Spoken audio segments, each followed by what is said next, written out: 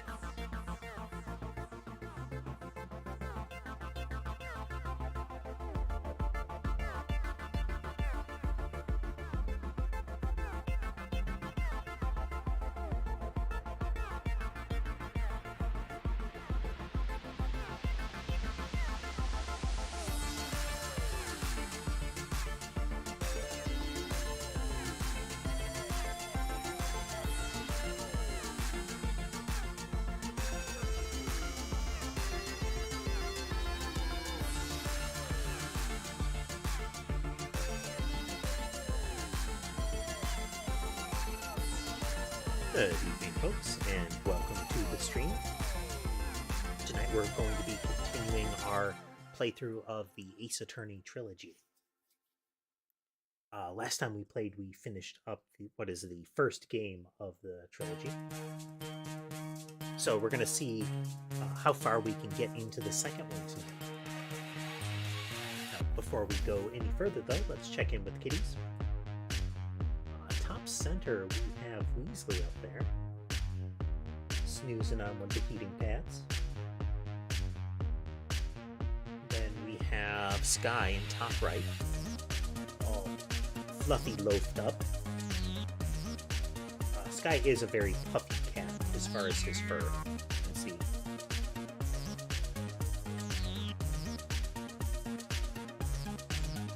Like, what are you doing?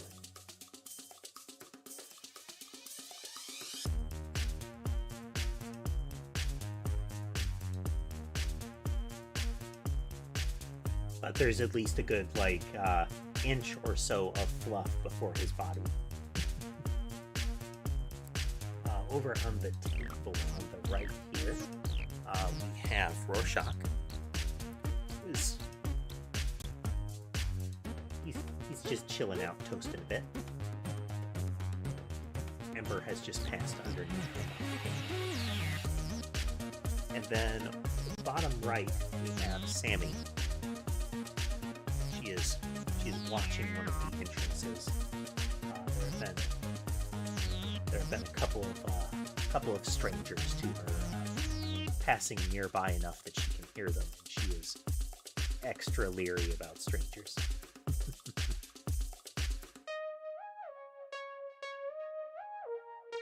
Okay, though, but Ace Attorney time. Let's see. Let's switch on over. At button. There's that Phoenix Wright music.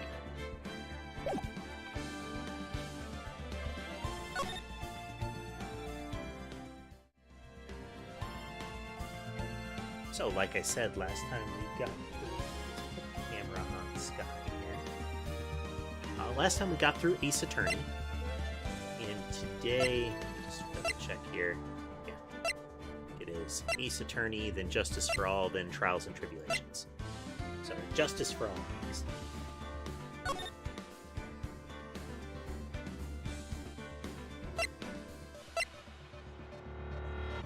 No, that doesn't seem right.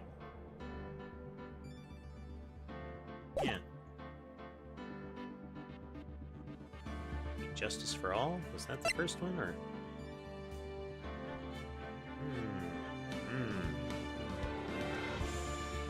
Can anyone confirm that?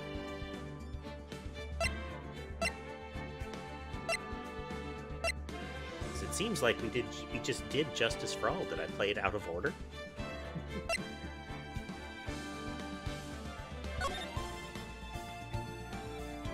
Yeah, I think we played it out of order. Well,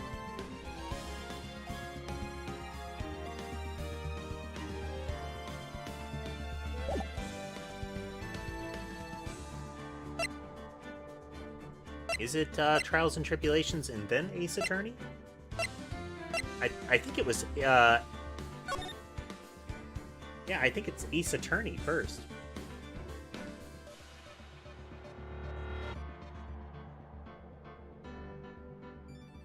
Well, in we go. Maybe this will answer some of the questions that were left open on the, our prior one.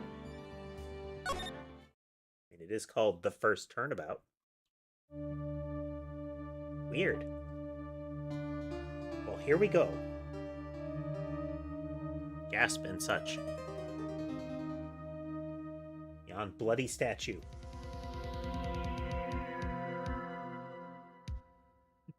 Why me? I can't get caught. Not like this.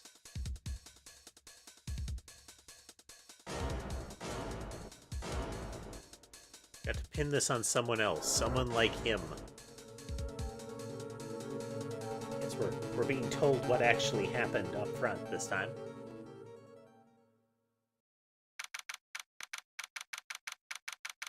Nine 47 a.m. District Court.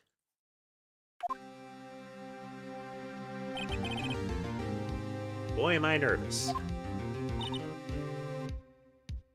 Right.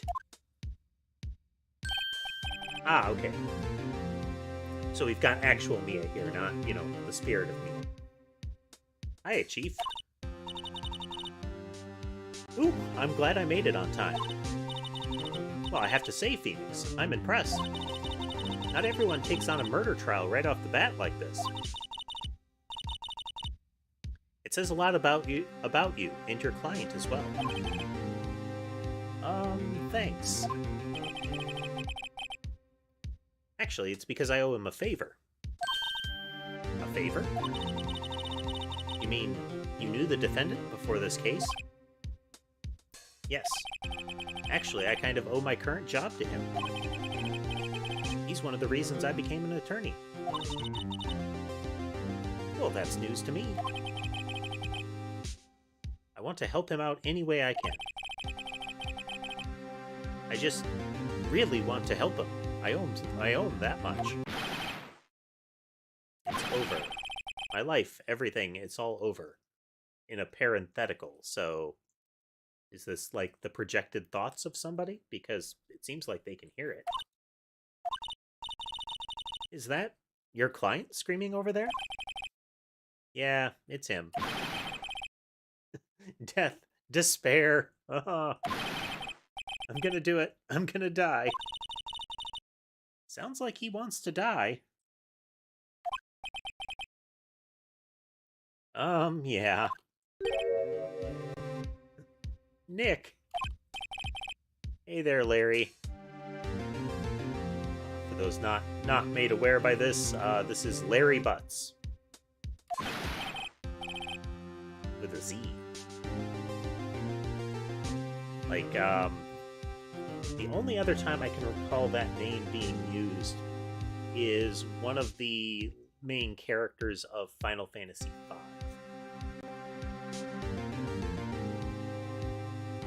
Dude, I'm so guilty. Tell them I'm guilty. Give me the death sentence. I ain't afraid to die. That's, doesn't fill you with the most confidence when you're a defense attorney and your client is saying that kind of thing. What's wrong, Larry? Oh, it's all over. I'm finished. Finished! I can't live in a world without her. I can't.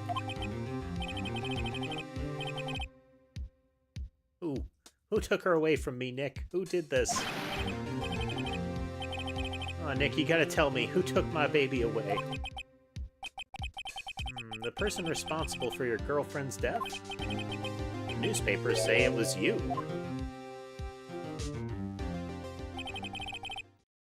My name is Phoenix Wright. Here's the story. My first case is a fairly simple one.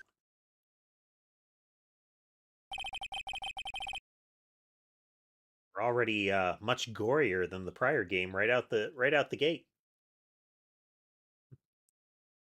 A young woman was killed in her apartment. Well, the prior game that comes after this one.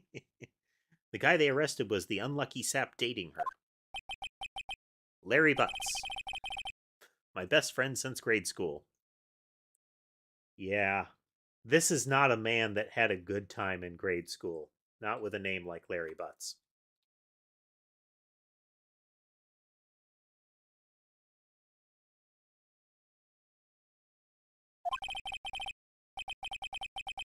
Our school had a saying, when something smells, it's usually the butts. Yeah. That is exactly why Larry had a bad time in grade school.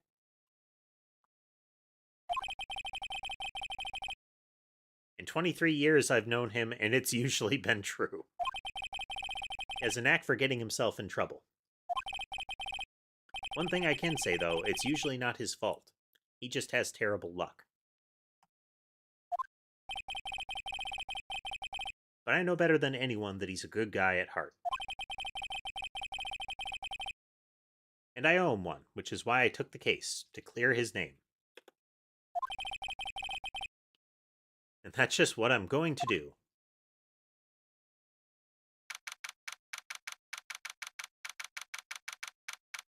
Weasley migrated to my lap for intensive pets.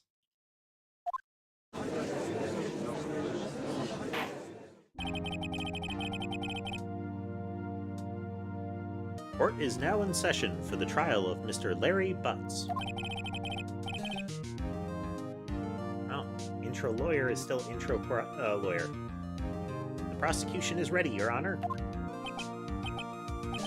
The defense is ready, Your Honor. Mr. Wright, this is your first trial, is it not? Yes, Your Honor, I'm a little nervous. Your conduct during this trial will decide the fate of your client. Murder is a serious charge. For your client's sake, I hope you can control your nerves.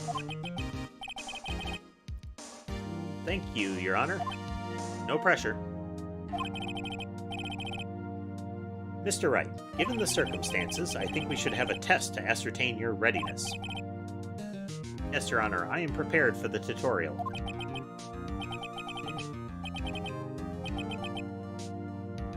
Hands shaking, eyesight fading. The test will consist of a few simple questions. Answer them clearly and concisely. State the name of the defendant. Defendant? Well, that's Larry Butts, Your Honor. Correct.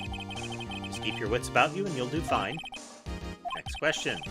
This is a murder trial. Tell me what's the victim's name? I know this one. Glad I read the case report cover to cover so many times. Would be Cindy Stone.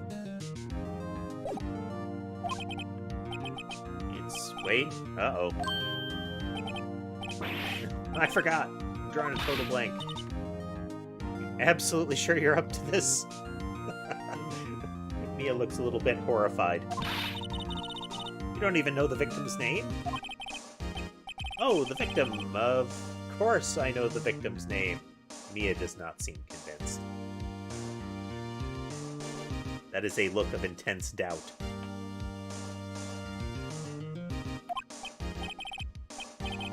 Just forgot. Temporarily.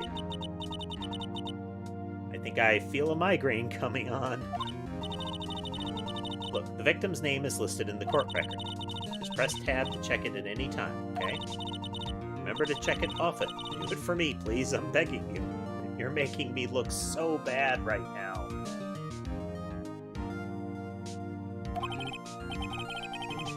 Mr. Wright, who is the victim in this case? Cindy Block.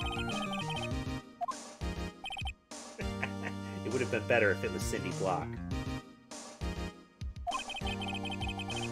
Tell me, what was the cause of death? Loss of blood due to blunt trauma.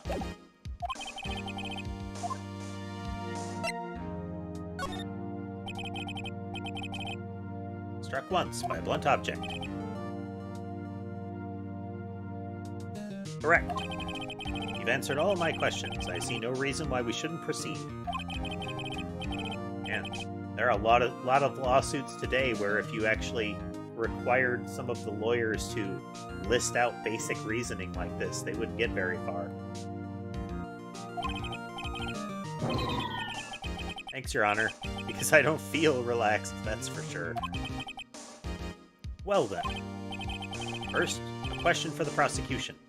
Mr. Payne? Yes, Your Honor? As Mr. Wright just told us, the victim was struck with a blunt object. Would you explain to the court just what that object was? The murder weapon was this statue of the Thinker. It was found lying on the floor next to the victim. I see. The court accepts it into evidence. It's rather heavy. Right. Be sure to pay attention to any evidence added during the trial.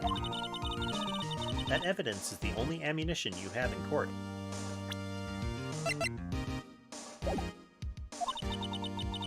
Use tab to check the court record frequently. Gavel. Mr. Payne, the prosecution may call its first witness. The prosecution calls the defendant, Mr. Butts, to the stand. Chief, what do I do now? Pay attention. You don't want to miss any information that might help your client's case. You'll get your chance to respond to the prosecution later, so be ready. Let's just hope he doesn't say anything unfortunate. No, Larry gets excited easily. This could be bad.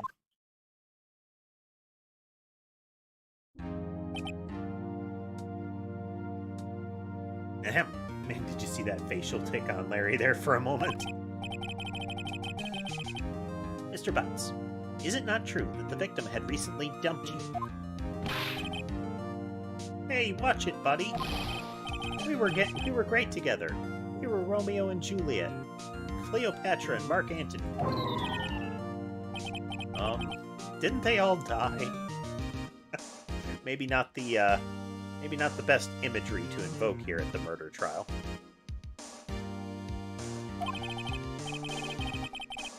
I wasn't dumped. She just wasn't taking my calls. Or seeing me. Ever. What's it to you, anyway? Mr. Butts, what you describe is generally what we mean by dumped.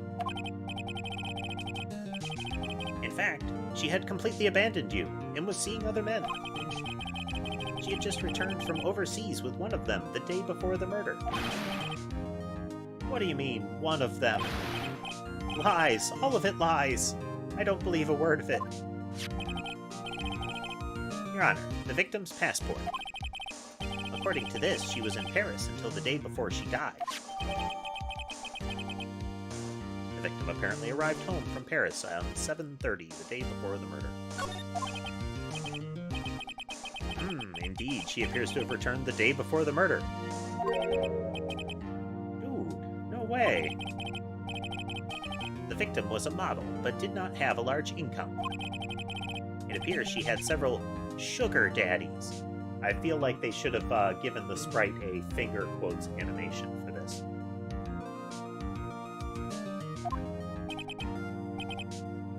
Daddies? Sugar? Yes, older men who gave her money and gifts. She took their money and used it to support her lifestyle. Dude! We can clearly see what kind of woman this Miss Stone was. Tell me, Mr. Butts, what do you think of her now? Right. I don't think you want him to answer that question. Yeah, Larry has a way of running his mouth in all the wrong directions. Should I... My client had no idea the victim was seeing other men. That question is irrelevant to this case. Oof. Dude, Nick, what do you mean, irrelevant? That cheating she-dog. I feel like it wasn't she-dog in the translation. I'm gonna die. I'm just gonna drop dead. Yeah, and when I meet her in the afterlife, I'm gonna get to the bottom of this. Oh, way to make your case hard. Let's continue with the trial, shall we? I believe the accused motive is clear to everyone. Yes, quite. Oh boy, this is so not looking good. Next question. You went to the victim's apartment on the day of the murder, did you not? Well, did you or did you not? Huh? Well, maybe I did, maybe I didn't. Uh-oh, he went. What do I do? This is relevant, so he has to answer. I'll send him a signal. Tell the truth. He's pantomiming to his client.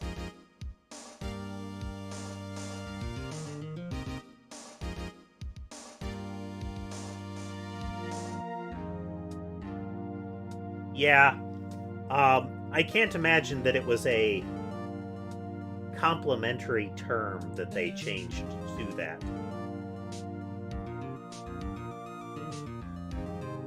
And then they tried to come up with the equivalent of that non-complimentary term and then realized that it wasn't going to get the sort of rating that they'd want. Yeah, I was there. I went.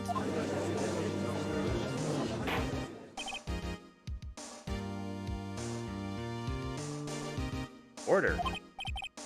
Well, Mr. Butts? Dude, chill. Twitch, twitch. She wasn't home, man. So, I didn't see her. Your Honor, the defendant is lying. Lying? The prosecution would like to call a witness who can prove Mr. Butts is lying. Well, that simplifies matters. Who is your witness? The man who found the victim's body. Just before making the gruesome discovery. He saw the defendant fleeing the scene of the crime.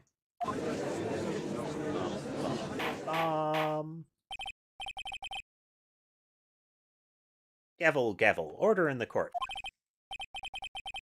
Mr. Payne, the prosecution may call its witness. Yes, Your Honor. This is bad. On the day of the murder, my witness was selling newspapers at the victim's building. Please bring Mr. Franks... Mr. Frank saw it. Mr. Frank saw it. To the stand.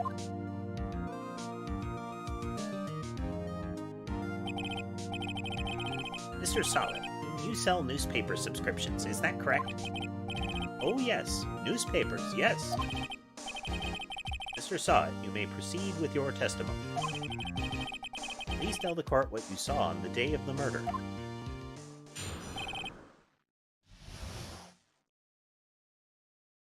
He's got that hand-wringing, shady merchant stereotype going.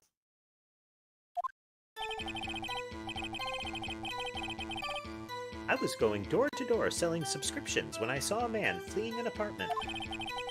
I thought he must be in a hurry because he left the door half open behind him. Thinking it strange, I looked inside the apartment. Then I saw her lying there, a woman, not moving. Dead. I quailed in fright and found myself unable to go inside. I thought to call the police immediately. However, the phone in her apartment wasn't working. I went to a nearby park and found a public phone. I remember the time exactly. It was 1 p.m. The man who ran was, without a doubt, the defendant sitting right over there. mean, it helps that in this world people have very ridiculous and memorable haircuts. So, from any angle, it'd be pretty easy to identify them. Hmm. Mary, why didn't you tell the truth? I can't defend you against a testimony like that. Incidentally, why wasn't the phone in the victim's apartment working? Your Honor, at the time of the murder, there was a blackout in the building. Aren't phones supposed to work during a blackout? Yes, Your Honor. However, some cordless phones do not function normally. The victim, the phone that Mr. Sawit used was one of those. Your Honor, I have a record of the blackout for your perusal. Noon to 6. Let's see here. Time of death was 4 to 5 p.m. And he was there at 1.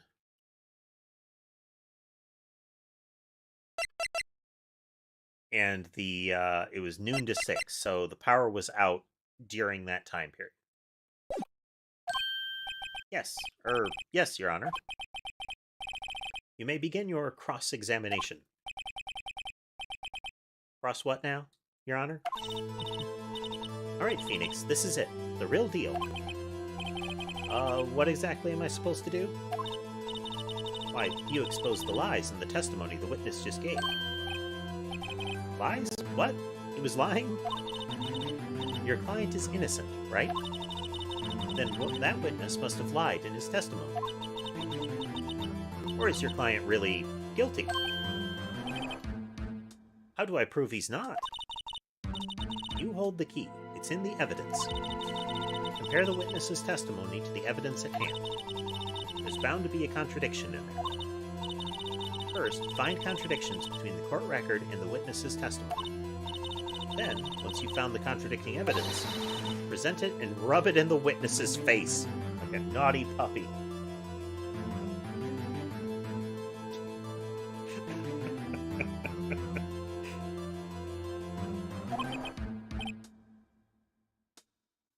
Okay. Court record, point out contradictions, use the buttons.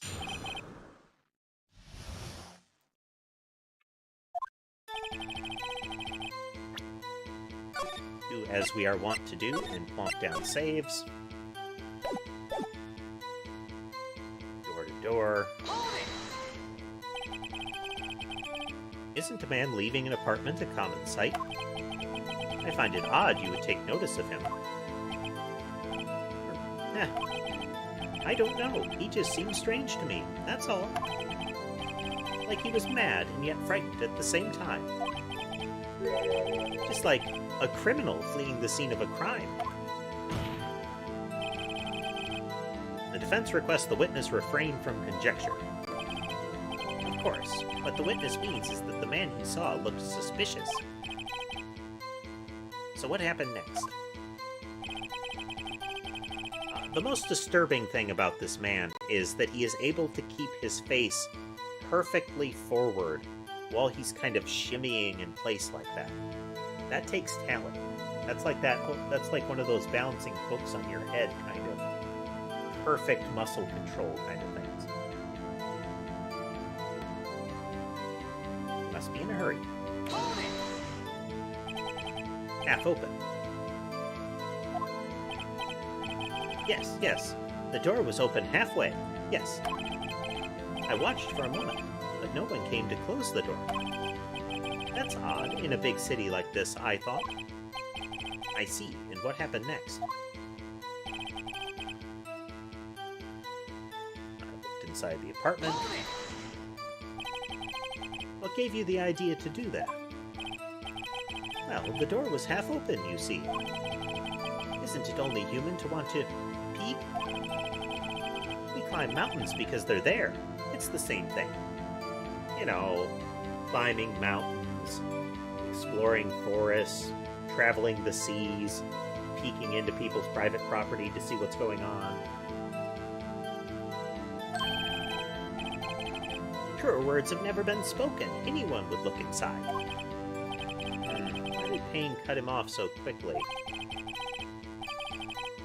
So you looked into the apartment. What happened next? And saw her lying there, a woman, not moving, dead.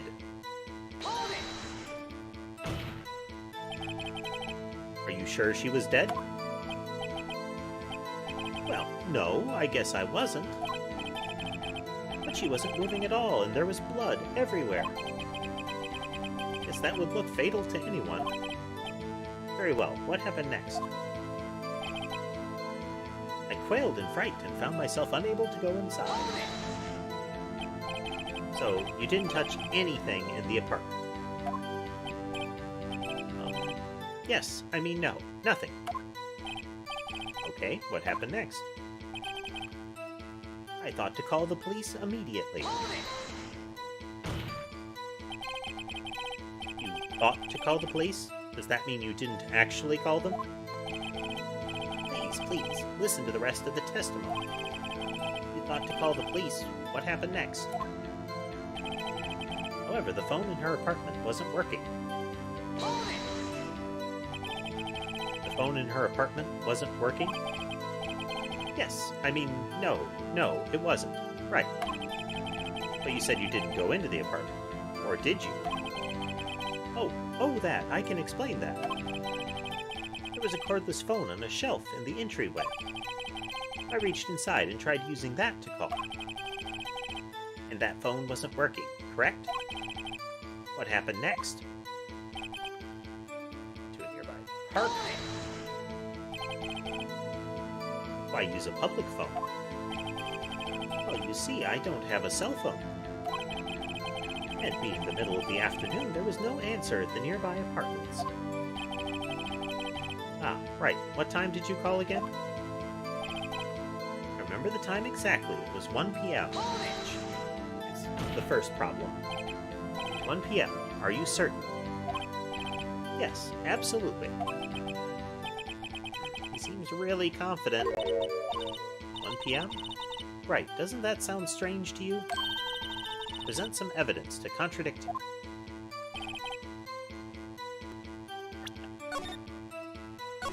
I'd be able to use the autopsy there.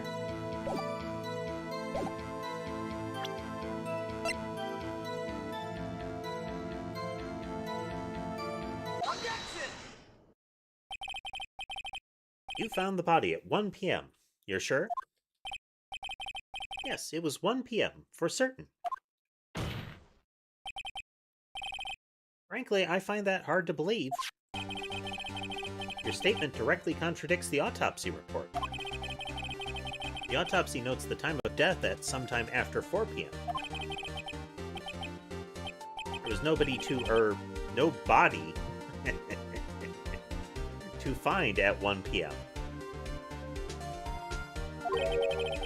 How do you explain this 3-hour gap? See, look at that. Even going at high speed and sweating keeps his face perfectly still. This man is talented. Oh, that. This is trivial. The witness merely forgot the time. After his testimony, I find that hard to believe.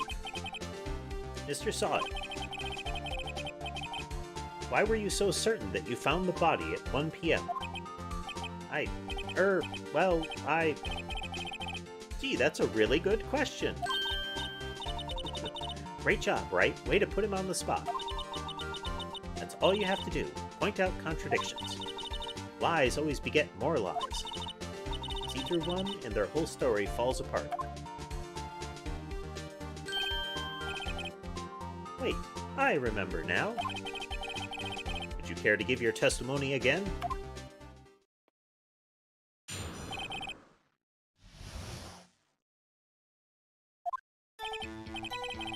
You see, when I found the body, I heard the time. There was a voice saying the time. It was probably coming from the television. Oh, but it was 3 hours off, wasn't it? I guess the victim must have been watching a video of a taped program. That's why I thought it was 1 p.m. More anachronisms for the younger audience. Back in the days of taping programs to rewatch.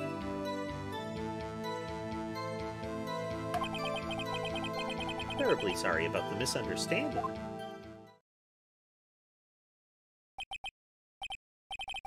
I see.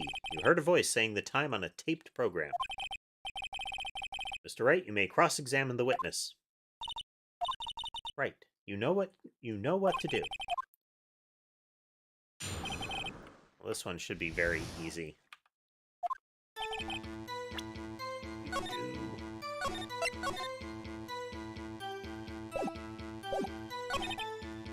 Saying it, probably coming from the television. I think the problem is here.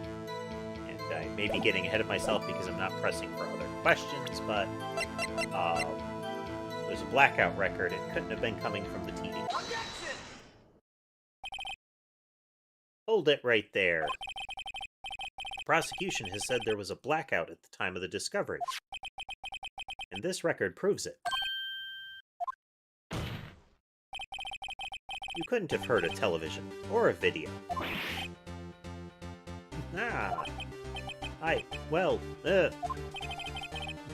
The defense has a point. You have an explanation for this, Mr. Sawe. No, I find it quite puzzling myself. Quite. Wait, I remember now. Mr. Sawe? The court would prefer to hear an accurate testimony from the very beginning. These constant corrections are harming your credibility. This game has never had an issue with witnesses that are not terribly credible before. Why should we start now? They're distraught. My apologies, Your Honor. It must have been the shock of finding the body. Very well, Mr. Sawit. Let's hear your testimony once more, please.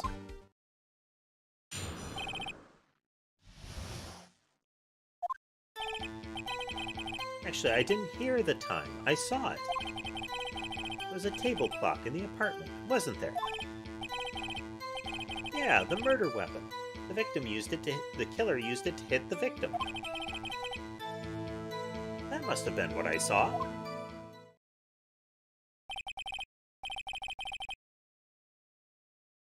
You saw a clock? I guess that would explain it.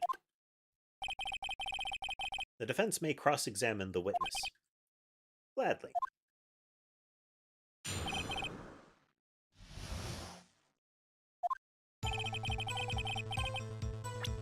Music is increasing in intensity.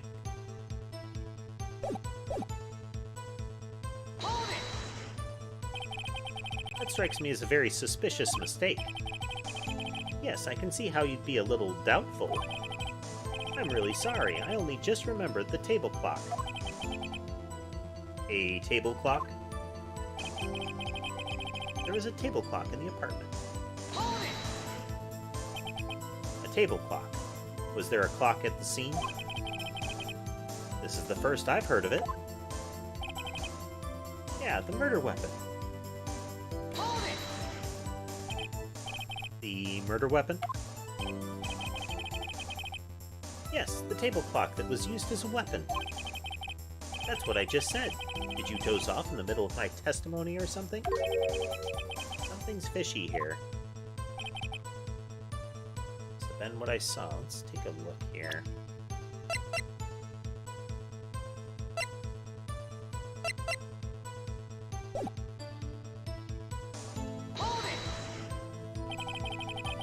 Why didn't you tell us that in the first place? I guess it just slipped my mind. I'm not really sure how it happened myself. The witness says he saw the table clock. End of story. Find the contradiction.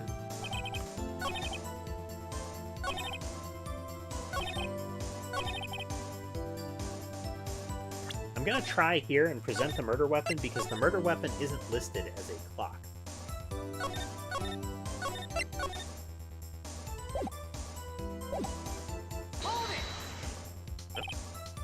Murder weapon. Yes. Table clock that was used as a weapon.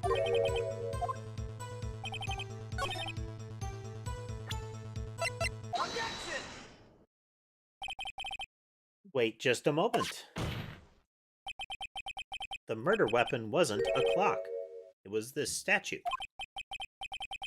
Now, how is this supposed to be a clock? With your objections and your evidence. Just who do you think you are? What do you think you are, a lawyer or something? Just answer the question, Mr. Sawit. Hey, I saw it there, okay? That's a clock. Your Honor, if I may. Yes, Mr. Payne? As the witness stated, the statue is indeed a clock. The neck is a switch. You just tilt it and it says the time out loud. As it doesn't look like a clock, I submitted it as a statue. My apologies. I see. So the murder weapon was a table clock after all. Well, Mr. Wright, it appears that the witness's testimony was correct. This is a clock. Do you have any problems with this testimony now? Yes. Your Honor, there is a gaping hole in the witness's testimony. The only way he could have known the weapon was a clock is to hold it in his hand. Yet the witness testified that he never entered the apartment. Clearly a contradiction. Indeed. The witness knew it was a clock because he went into the apartment. You're lying. You were inside the apartment on the day of the murder. Oh yeah? Prove it. Prove I went in there. I'll do better than that. I can prove you were the one who killed her. You struck her with the clock, and the shock of the blow triggered the clock's voice. That was the sound you heard. Drama's ramping up with the music. Order in the court. Intriguing. Please continue, Mr. Wright. I do so like this story. Tell me more. Yes, Your Honor. Mr. Sawit, the sound must have left quite an impression on you. Understandable, since the murder weapon spoke just as you hit the victim. That voice was burned into your mind. That's why you were so certain about the time. What's the meaning of this? This is all baseless conjecture. Baseless?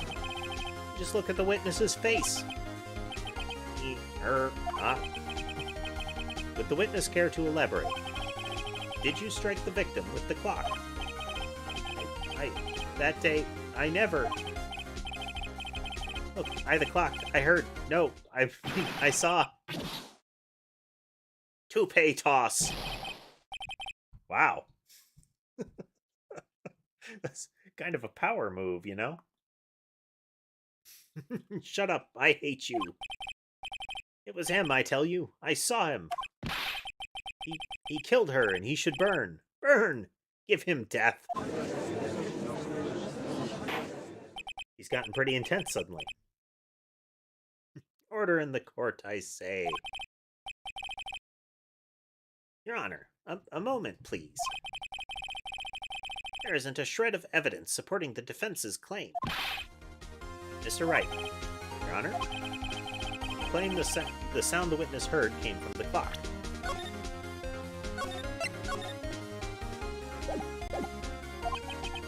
Do you have any evidence? The whole case is riding on this. I'd better think it through carefully. Your Honor, the sound Mr. Sawit heard was definitely this clock. A fact which is clear if you simply try sounding the clock. Let's sound the clock now. Let's sound the clock now. Here in this court. Your Honor, may I have the clock? I ask the court to listen very carefully. Beep. I think it's 8:45. That certainly is a strange way to announce the time.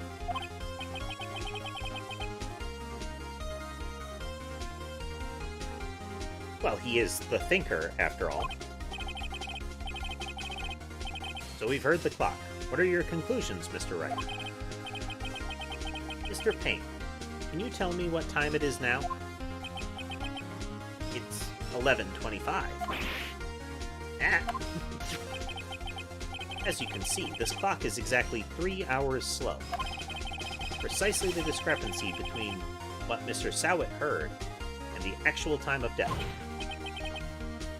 So, Mr. Sowett, try and talk your way out of this one. Ah! You forgot one thing. Uh-oh.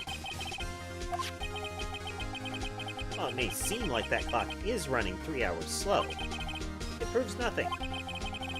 How do you know it was running 3 hours slow on the day of the murder? If you can't prove that, you don't have a case. That's right. How am I going to prove that? It was so close. Mr. Wright, it seems you lack the critical evidence to support your claim. Yes, Your Honor. This means I cannot let you indict the witness. Unfortunately, this ends the cross-examination of Mr. Frank Sowett. I come all the way down here to testify, and look what happens. You treat me like a criminal. A criminal!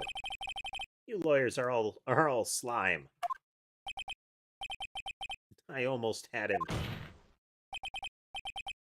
Sorry, Larry. I failed you. There's nothing I can do about it now.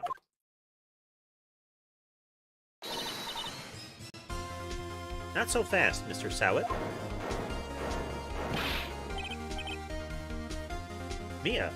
Chief. Listen up, Wright. Don't throw this one away. Not like this. Think. But Chief, it's over. It's over. I can't prove the clock was slow the day of the murder. Nobody can prove that.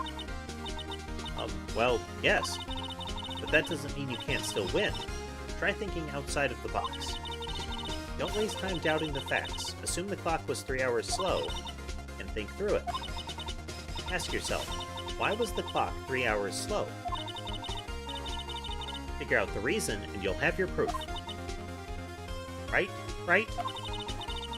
Can you think of a reason why the clock would be 3 hours slow? Ken. I can't tell you the time zone specifically, but she was traveling internationally. Maybe I can prove it. You must have the evidence. You must have evidence somewhere that can prove it, right? Find it and let them have it. Save.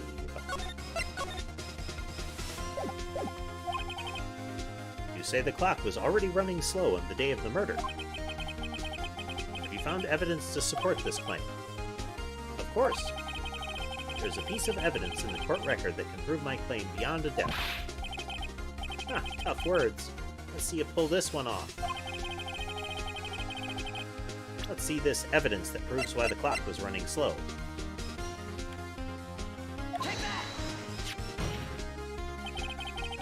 The victim had just returned home from abroad the day before the murder. As we all know, the time difference between here and Paris is 9 hours. When it's 4 p.m. here, it's 1 a.m. the next day there. The clock wasn't 3 hours slow, it was 9 hours fast. The victim hadn't reset her clock since returning home. That's why the time you heard when you struck her dead in her apartment was wrong. Proof enough for you, Mr. Sowett? Or should I say, Mr. Did It? Ah.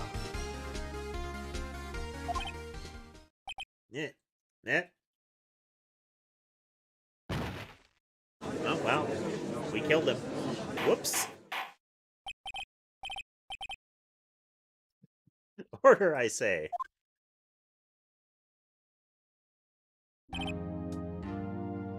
Well, this case has certainly turned out differently than we all expected. Mr. Payne, your witness? He was arrested and has been taken away, Your Honor. Very well. Mr. Wright? Yes, Your Honor. I have to say, I'm impressed. I don't think I've ever seen someone complete a defense so quickly.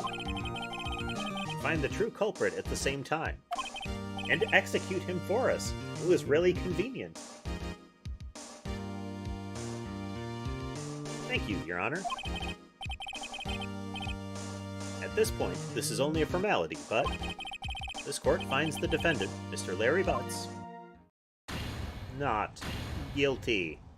Confetti! Yay!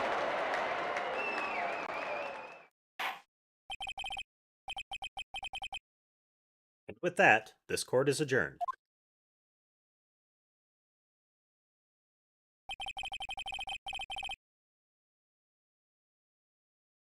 It turns out that Frank Sowett was a common burglar. He posed as a newspaper salesman to check and see when people were out of the house. That day, when Larry went to her apartment, the victim wasn't home. After he left, Mr. Sowett let himself in to do his dirty work. While he was searching the place, the victim returned. Flustered, Mr. Sowett grabbed the nearest blunt object he could find. Bonk.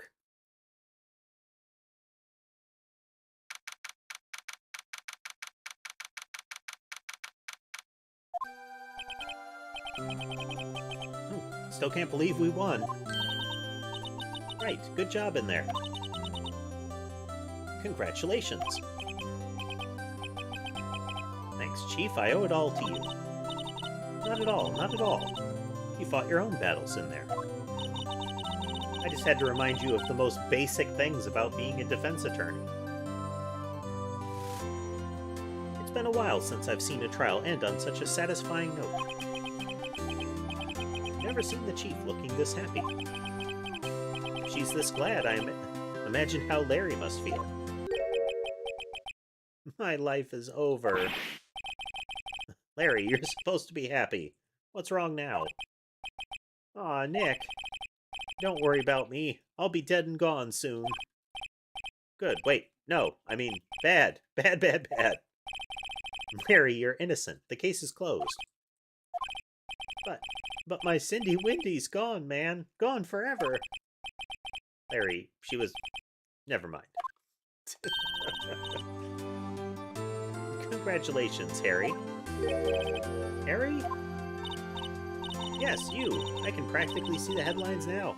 Harry Butts, innocent. And you absolutely know the kids he went to school with knew that joke too.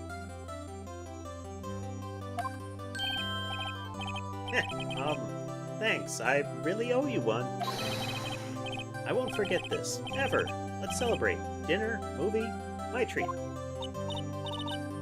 Oh no, I couldn't. Hey, I was the one who got you off the hook. Oh, hey. Here, take this. It's a present. Present? For me? Wait, wasn't this the evidence that... Actually, I made this clock for her. I made one for her and one for me. Really? You made this? I didn't figure you had the manual dexterity, let alone, the general knowledge. Oh, thank you. I'll keep it as a memento. Yo, Nick. Can you believe it? I was so into that chick. And she was just playing me for a fool. Don't that make you just want to cry? Larry. Are you so sure? Oh, wow. That dates the game pretty hard, doesn't it?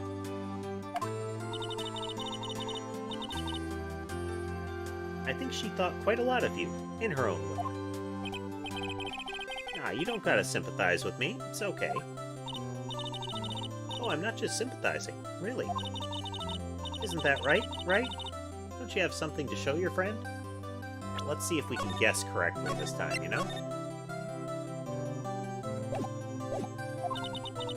Something that proves how she felt about him. Huh? Oh, yeah, right. The heck is she talking about? I would think the statue. It's then she kept it. Check this out, Larry. We're positive you weren't just some chump to her. Huh? What about that clock? This is the clock you made for her, Larry. And she took it with her when she traveled. Whatever, she probably just needed a clock, that's all. You think so? It's a pretty heavy clock to take traveling. I'll make of it what you will. Hey, Nick. I'm glad I asked you to be my lawyer. Really, I am. Thanks. I hope that made him feel a little better. Right? I hope you see the importance of evidence now. Also, hopefully you realize things change depending on how you look at them. People, too. We never really know if our clients are guilty or innocent. All we can do is believe in them.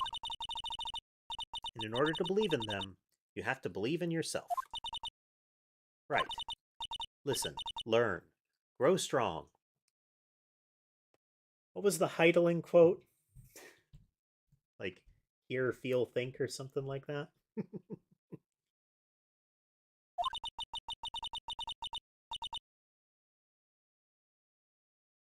Never let go of what you believe in. Never. Well, I think our work here is done. Shall we be off? Yeah, I guess so. Say, how about dinner? On me?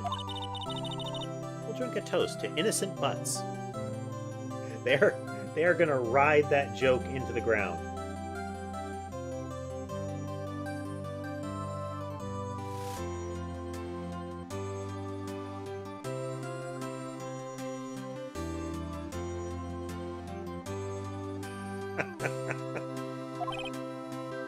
Yeah. Oh, speaking of Harry, you were saying part of why you became a lawyer was because of him.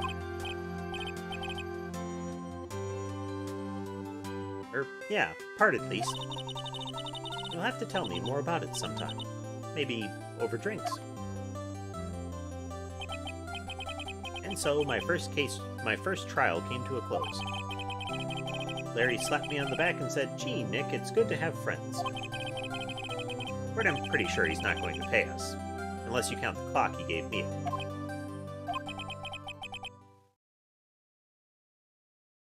I didn't know it then, but that clock was soon going to be at the center of another incident. And my promise to tell the chief about me and Larry would be one promise that I wouldn't be able to keep. The end, on an ominous note.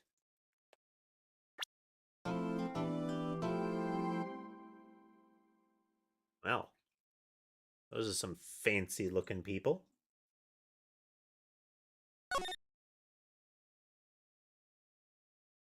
Save.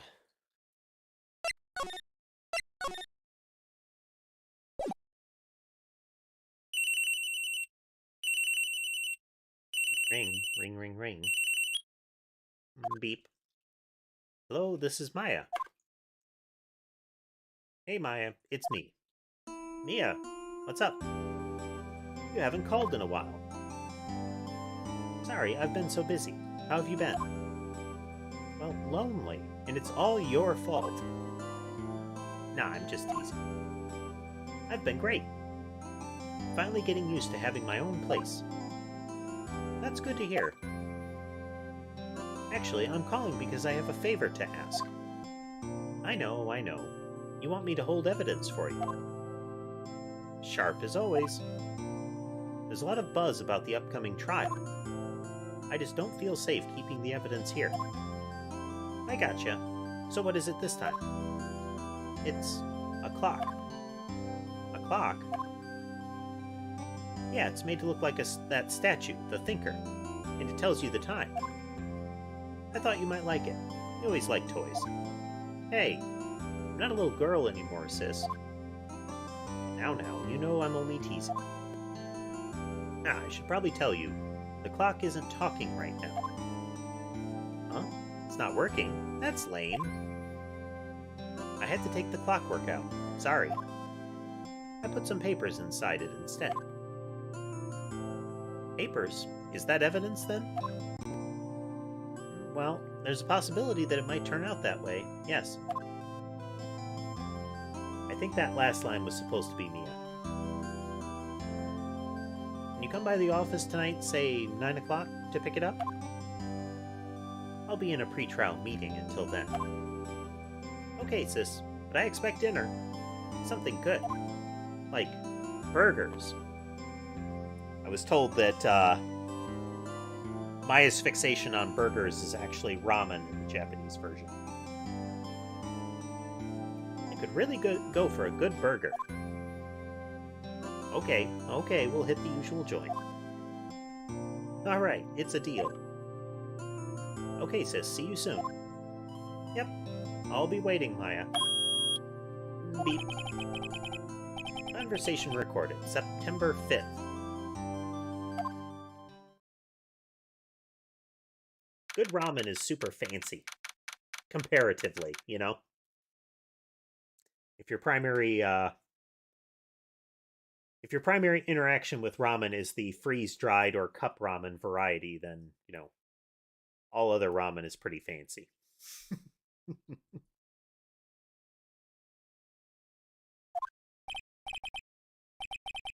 Miss Fay, I'll take what's mine. The papers. I'm sorry, but I can't give you what I don't have. Miss Fay, you are a poor liar. Why, I see it right over there. That must be the thinker that swallowed those papers. How could you know?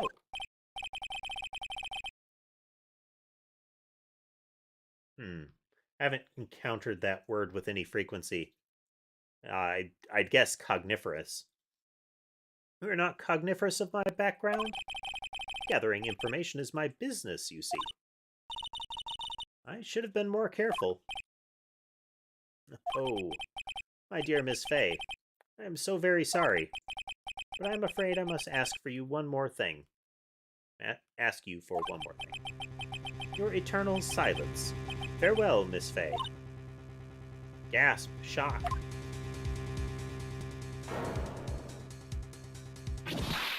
Bonk.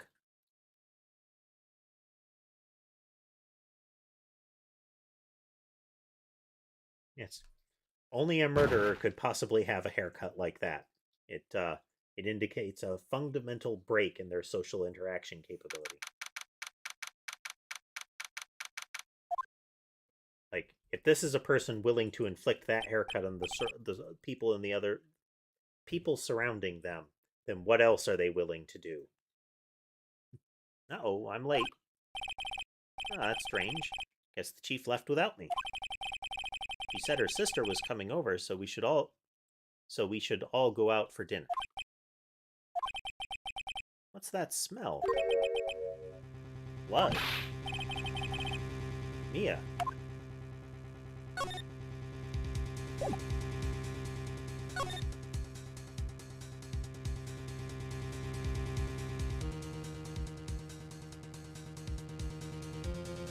Using the investigation interface, I suppose. Yep, that's still that blood smell. Crying. Presumably Maya. Chief? Chief? Chief once more.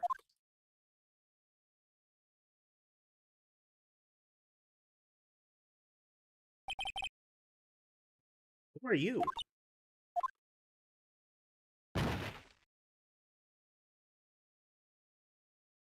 Passed right out, I suppose. Strange girl dropped out cold. I left her lying on the office sofa. Went back to the chief where she lay under the window.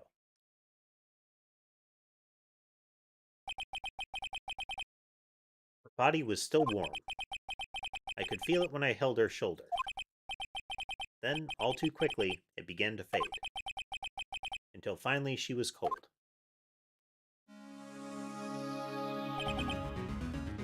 Chief.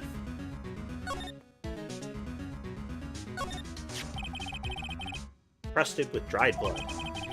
Ironic that this became the murder weapon. Again.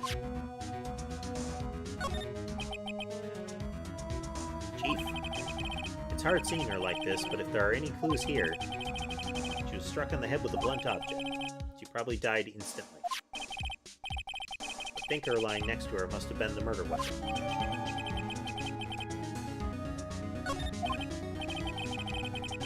Some glass shards nearby the chief's body. Pieces of the glass light stand lying broken in the back of the room. Broken beyond all recognition. Nothing else that seems to be a clue. Piece of paper. It must have fallen from Mia's hand. What could it be?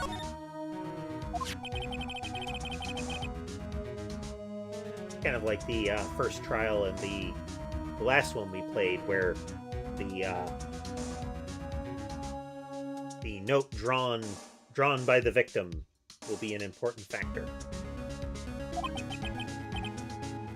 Did Mia write this? This piece of paper is a receipt from a department store, dated yesterday.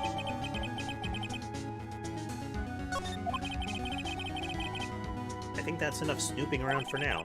I better call the police and find out what that girl was doing here.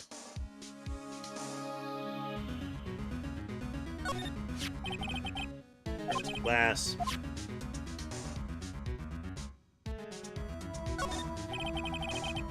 Large building right across from the office. The Gatewater Hotel. A nice luxurious place. That is the hotel from the prior game. You know, the prior next game.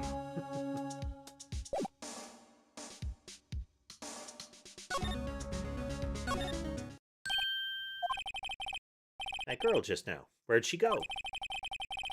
Put her right there on the sofa. Hope she didn't run on me. Gasp. Don't scare me like that. Excuse me, but who are you? It's okay. I work here. Maya. Maya Fey. Maya Fey? So Mia was writing this girl's name. Maybe I should show her the receipt? I never thought there'd be a use for evidence like this outside the courtroom.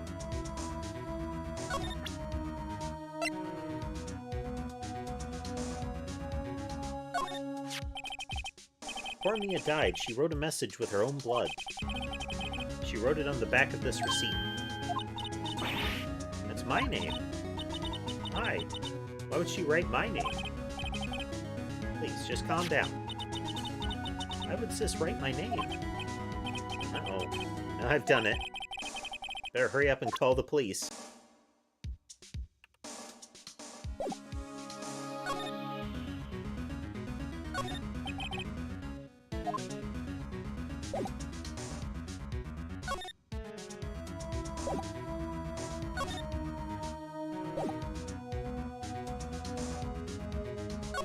Let's go through these. She seems to be in shock. I don't want to disturb her, but I have to know. Excuse me. Can you tell me what happened?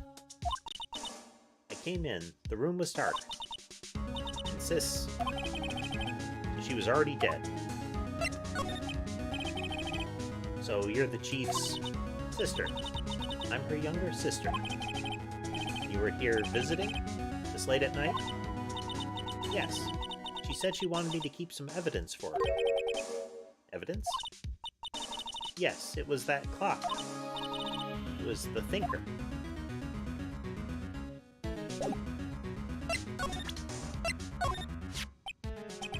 About the thinker. The thinker? That was... oh, Sis. Probably shouldn't have asked her about the murder weapon.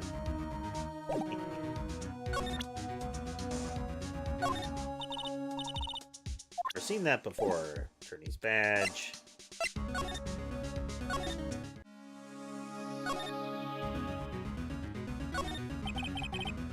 Company ledger book. Everything is written in the chief's ultra-neat handwriting. Small office, but it makes a good bit of money.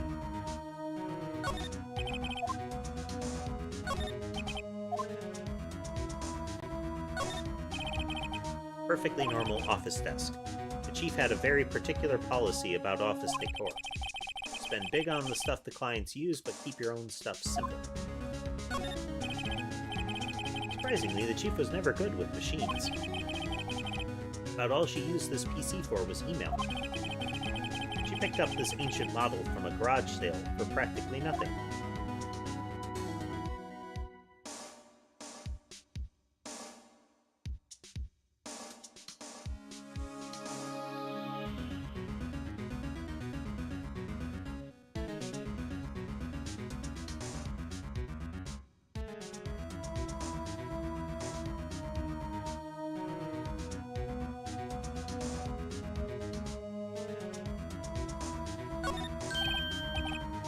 I'd better call the police.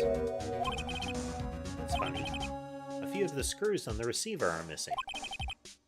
It's like someone was halfway through taking it apart. Police? Please come quick. What was that? Someone screaming from outside the window? He's staring right at me. As an interesting pose to hold while making a phone call of that nature. She's holding a phone in her hand.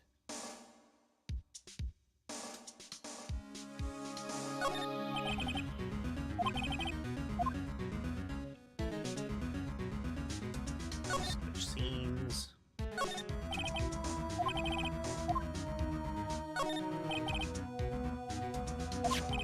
Look. She just hit the blunt object, probably died instantly. We already saw that.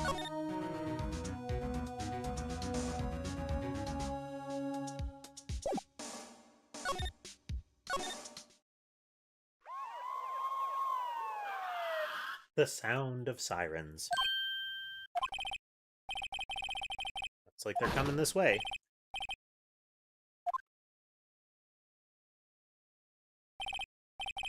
Alright, I'm Detective Dick Gumshoe, see?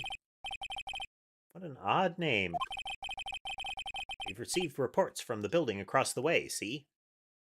Is this going to be his verbal tick in this particular one instead of pal? Got a person saying they saw a murder. Must have been that woman I saw. Anyway, I don't want either of you moving 1 inch, okay? Great. Just great. Maya, wait. She wouldn't have...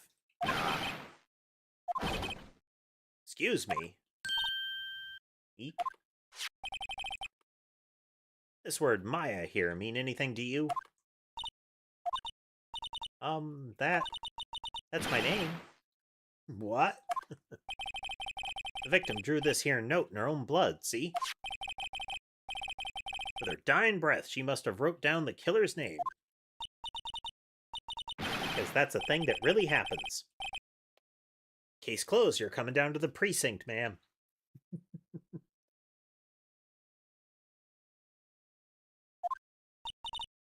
What? I don't need to look at any other evidence at all. We've got it. This is it.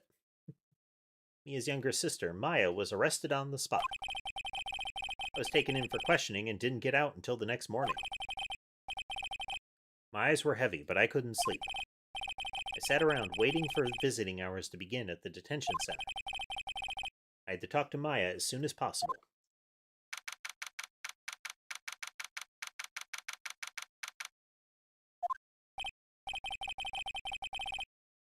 Wow, they have poor Maya locked up like a criminal. Oh, it's you, the lawyer. Good morning. Good morning. She looks so tired. Are you going to be my attorney? Well, that's what I wanted to talk to you about. Of course. First things first, I better get her cheered up. Yeah, of course I will. Cheer up. Really? Oh, did I say the wrong thing? She looks even sadder now. What's wrong? You don't think I can do it? No one could. Who would believe me? Even you, when you found me in the office, you looked at me like I had done it. Did I look at her like that? Don't recall. No, I never thought. It's okay, I understand. And I've also heard about you. Heard? Heard what about me?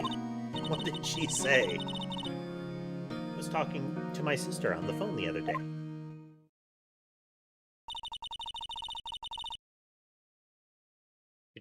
Today was my junior partner's first time in court. Wow, really? How'd that go? It was quite the scene. Honestly, I was on the edge the whole time. It's been a while. Ah, so he crashed and burned? He's a genius. One of those strike fear into the hearts of evil types. The only thing he's lacking is experience. Huh, sounds like it was fun. Well, I know who to go to if I ever get into trouble now. I don't know, Maya. I think you might want to wait. Give him 3 more years. That is, unless you want to be found guilty. That's what she said. Oh. Throwing insults from beyond the grave. I'm sorry. I didn't mean to insult you. No, it's okay. It's true, I guess. But at the same time, I can't just sit by and watch.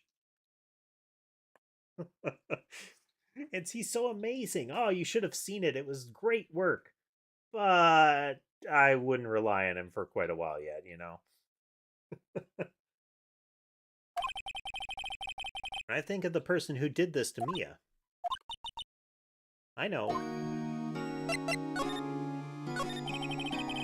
There's something I've been wanting to ask you. Yes? What's with that outfit? Oh, this? This is what all acolytes wear. It's my uniform, you could say.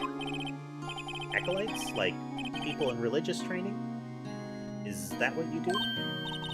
Oh, it's nothing strange, really. It's not like a cult or something. I wouldn't call it a cult.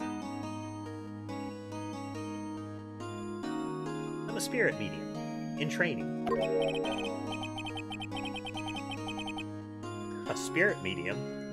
Pretty sure that qualifies as strange.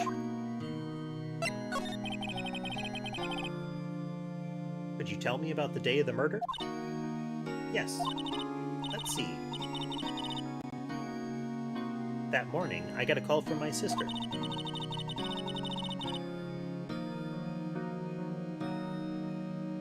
She wanted me to hold on to a piece of evidence for an upcoming trial. Evidence? Yes. That clock shaped like the Thinker. The one Larry made. How could that have been evidence in a case? Right, she said something about that. I remember. You want to hear it in her own voice?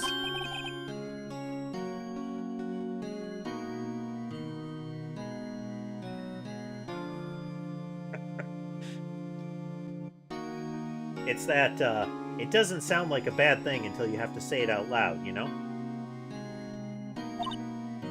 Yes. I'm pretty sure our conversation is on my cell phone. You recorded it. Yeah. I forgot how to delete those things. So, you say you had a conversation with your sister on your cell phone. Let's hear it. Right. Oh. I just remembered that detective took my cell phone. Sorry. Oh, right. Of course. Next time I see Detective Gumshoe, I'll ask him for it.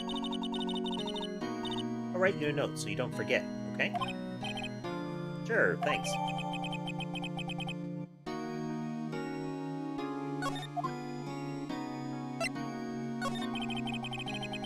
Could you tell me about the day of the murder? Sorry, I know it must be hard. No, it's okay. All I've been doing for the last few hours is talking about it. I've kind of gotten used to it. Let's see. That morning, I got a call from my sister. She wanted me to hold on to a piece of evidence for an upcoming trial. Think the clock? It practically qualifies as a serial murderer by now. So then, when did you arrive at the office? It's right around 9. The lights were off and I could smell blood.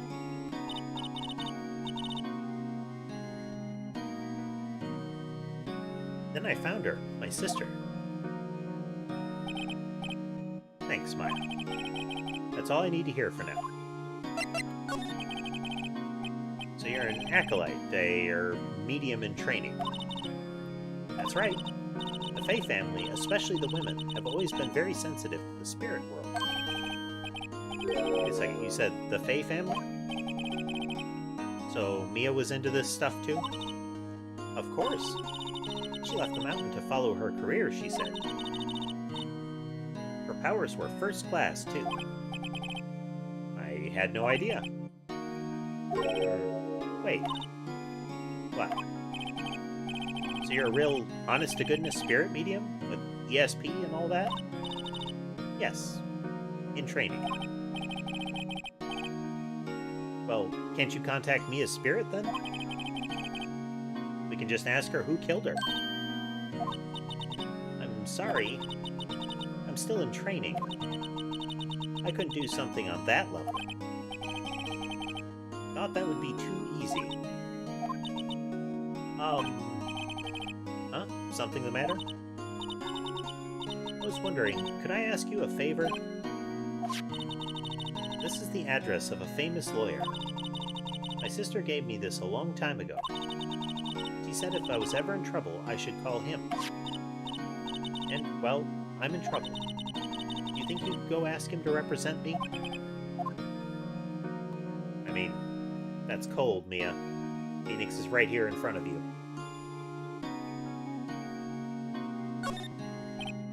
Sure, why not? I'll go ask. Thank you so much. I've no one else to turn to. Say, what about your parents? I see. Don't worry, leave it to me. Put his foot right in that and stepped right back out, backpedaling. Thank you. The trial's tomorrow at 10. What? Tomorrow? Tomorrow. What if this guy refuses? They told me that if I don't find one, the state will pick an attorney to defend me. Then, when will that happen? They're giving me until 4 this afternoon. Visiting hours are almost up. I better hurry. Right, I'll be back.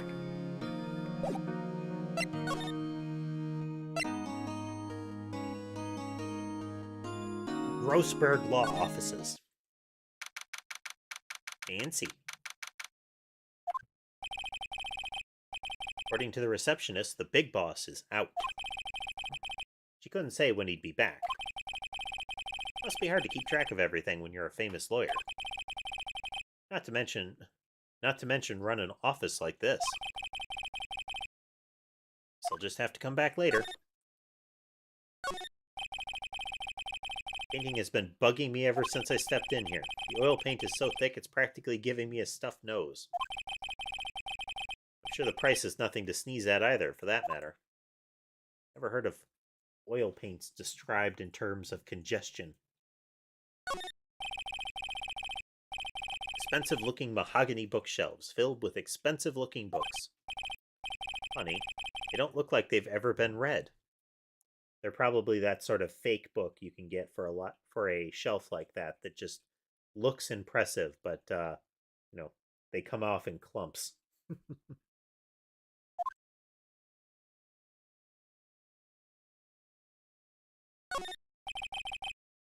Solid mahogany desk. Wood's been polished to a deep luster. Table for clients. Elegant ebony case, and if I'm not mistaken, that lighter is made of solid gold. Even I can tell someone here's got money to burn. Expensive potted plant. No idea what kind of plant it is, but it's probably the most expensive one available. This place has that vibe of, look how successful we are.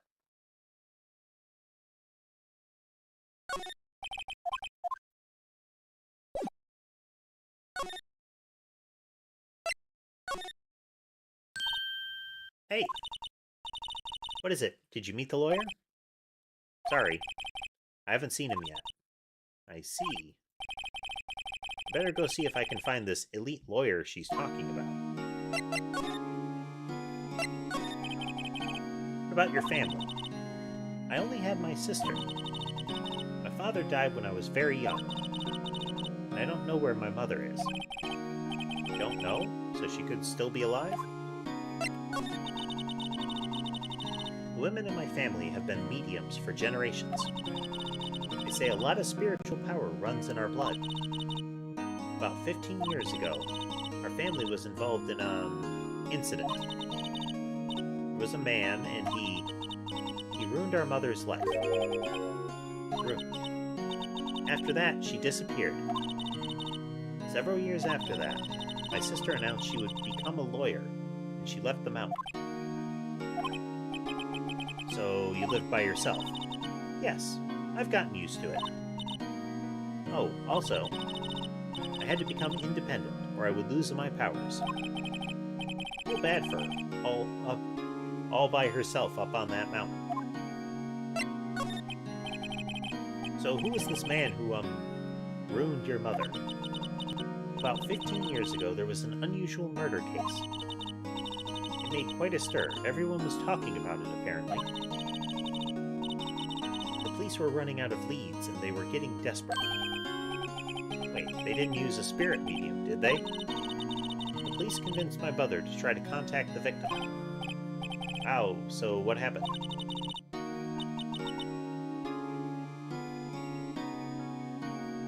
The case was solved, we thought. You thought?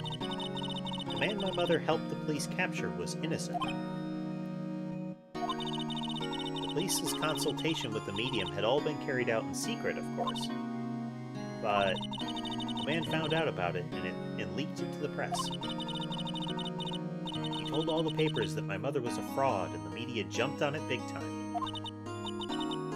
My mother became the laughing stock of the nation. I see.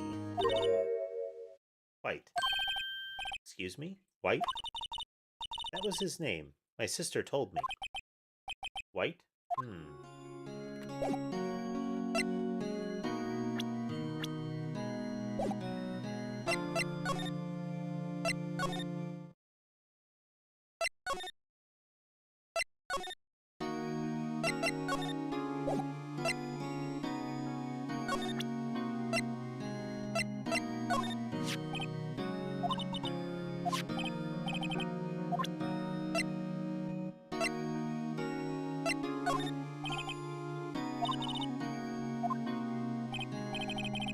Gumshoe took it. I have to try and get it back next time I see him.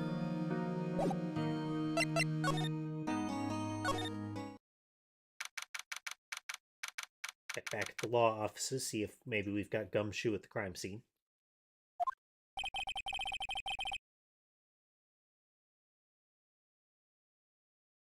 Offices filled with police officers. They're all busily searching for clues. Hey, you there. This is a crime scene, pal. No trespassing. Sorry, don't I know you from somewhere? Wait, you're that Butts guy, aren't you? No, Phoenix Wright. How could anyone mistake me for Larry? I guess I got the wrong name, Mr. Wright. Sorry about that. That Butts guy, he was a killer. And you're no killer, right? He was proven innocent. Right, and you were... Detective Gumtree. Detective Suede Shoes. Gumshoe, wasn't it? Dick Gumshoe? I still like how it's, what amounts to detective, detective, detective.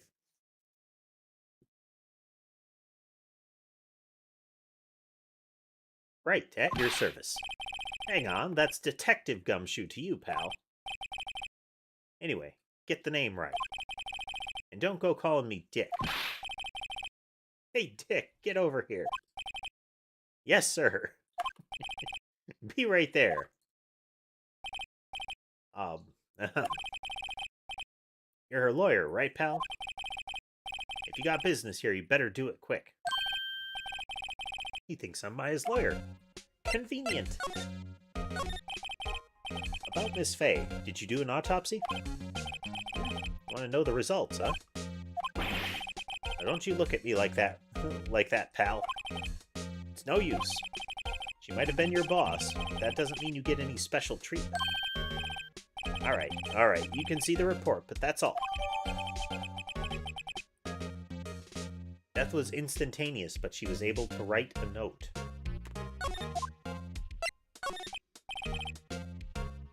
About Maya. Yeah, I'm looking forward to the trial. Sorry, pal, but this is the one trial you aren't gonna win. Why do you say that? The city's put Prosecutor Edgeworth on the prosecution. Edgeworth? I'm sure you know what that means. You being a lawyer and all.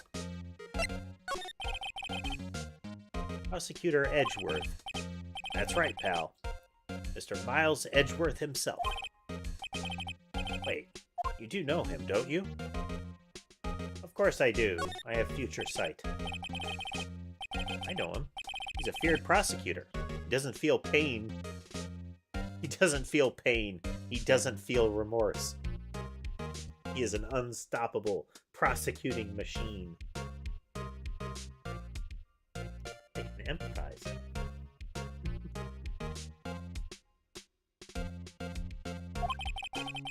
He won't stop until he gets his guilty verdict.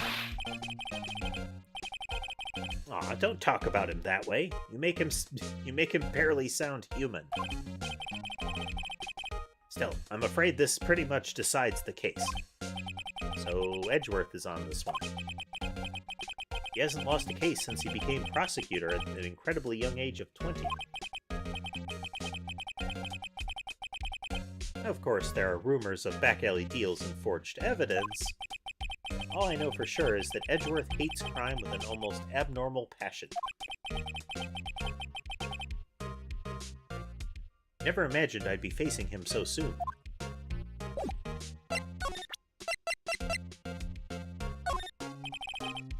I was wondering, did you see Maya Fay's cell phone?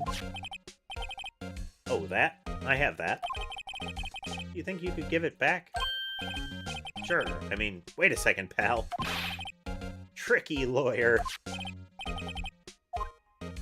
Messing with me with your mind games by asking me straightforward things.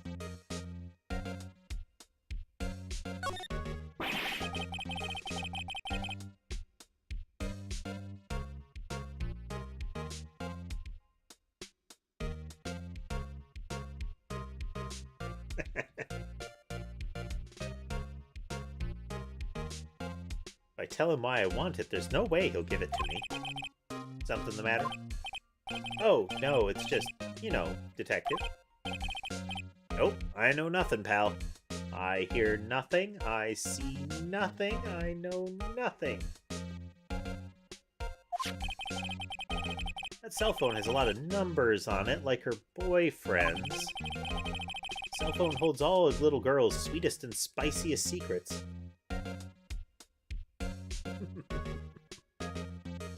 Exactly, Tass. After sending back all of those killer robots, they figured an even better way would just be to get John Connor locked up indefinitely. So that's why they sent back the you know, the prosecutionator or something like that.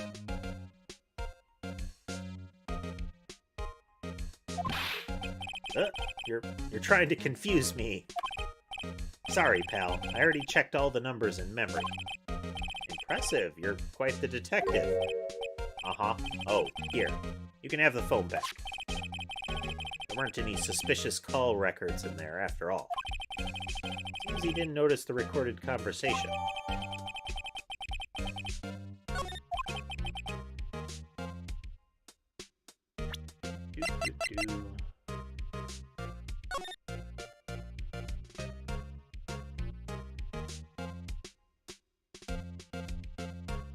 They went to some effort to get Maya and Mia on the left to line up properly.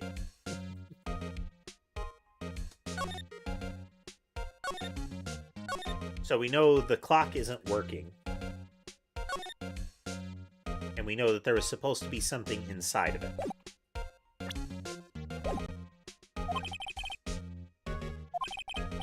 So, you all done, pal? Yes, thank you. I'll be heading out now. Oh, wait. One more thing I wanted to mention to you.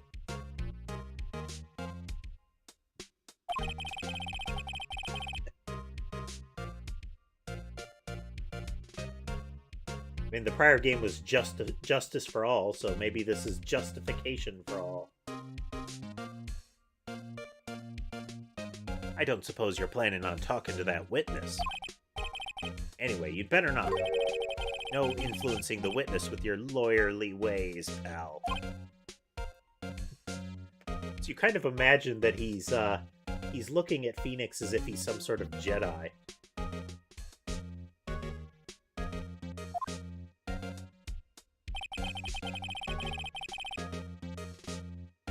Those crazy anime poses. I mean, yeah, you can stand that way, but that is a very deliberate pose that you have to take. Like, you've got to have good balance.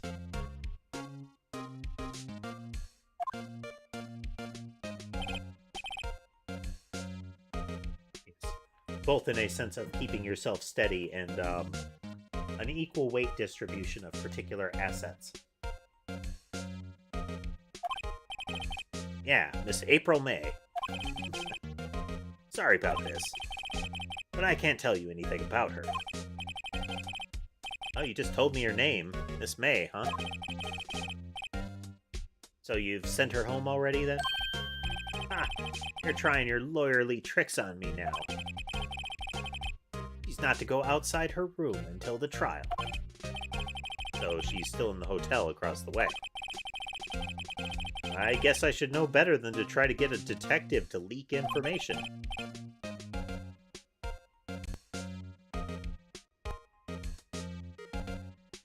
Yeah.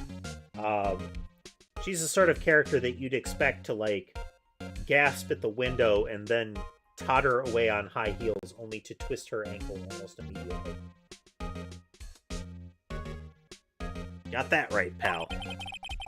Time to pay a visit to Miss May.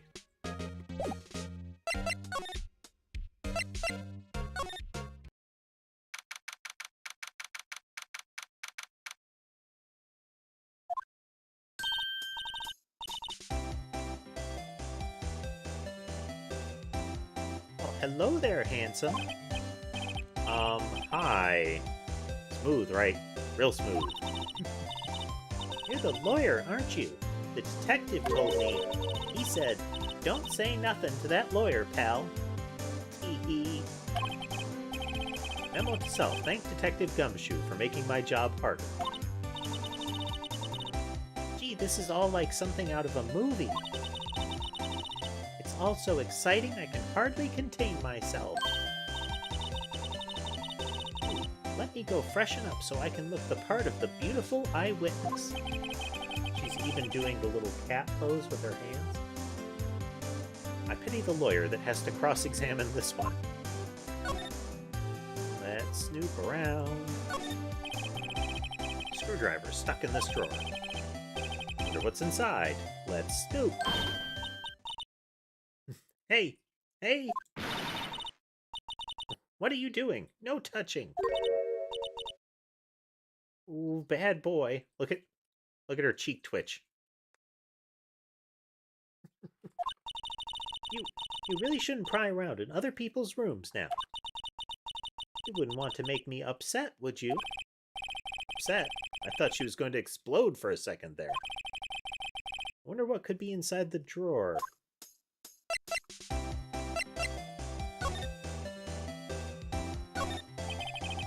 Late summer sunlight streams through the window. There's the Fay and Company law offices building, of course. You can see inside the room pretty clearly from here. I think it would be a little difficult to recognize a face from this distance, though. Ah, a still scene painting. Wait, should that be still life? Whatever, one of those is hanging on the wall. The flowers are fake, as expected. I know sunflowers and tulips, but that's about the extent of my floral knowledge. Simple bet. It's been recently made. Nothing eye-catching here.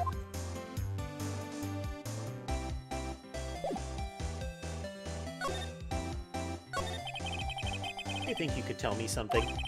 I need you to describe what you observed at the time of the incident. Give it a moment, seeing if the buffering recovers.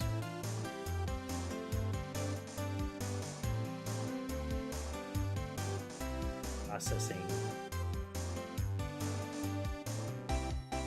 Processing.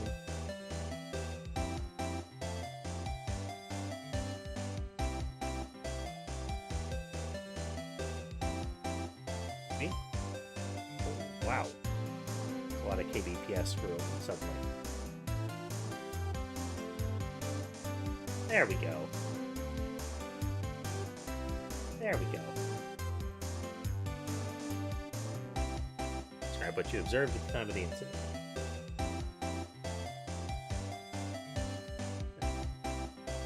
The YouTube streaming indicator just noticed it was like, hey, I'm not getting enough data after it had already recovered for a little bit.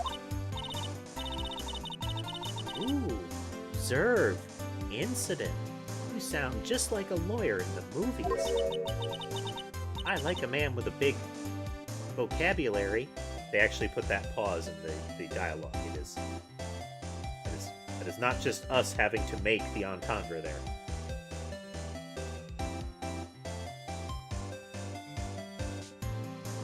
Is it an entendre at that point? I know there's double entendre where you have like a double meaning to it, but this feels a little more blatant than a double. Better not encourage her. Or, you know, that thing that happened the other day? The bad thing? What did you see when it happened? I don't suppose you could tell me about it. Pretty please? Let me see. Well, dream on. If you want to know, you'll just have to come to court tomorrow, Mr. Lawyer. Oh boy. Could you just... Who exactly are you? Ooh, Mr. Lawyer, are you hitting on me? No? Hey, I'm just doing my job here. Tee-hee. No, you're cute when you blush. Believe me, this is the first time in my life I've blushed this much. Right. Can you just tell me what it is you do?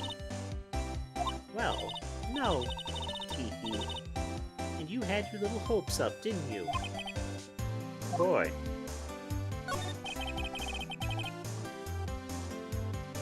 I see there are 2 glasses on the table. Is someone staying here with you?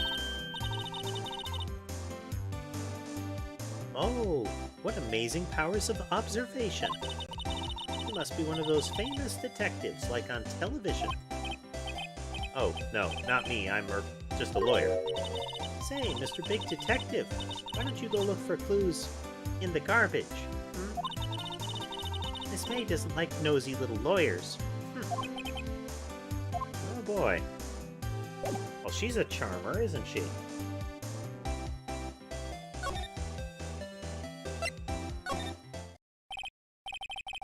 Looks like Mr. Grossberg is out. Well, maybe I should just wait here for him to come back. A very loud, probably bassy ahem. That wasn't the most over-the-top clearing of the throat I've ever heard.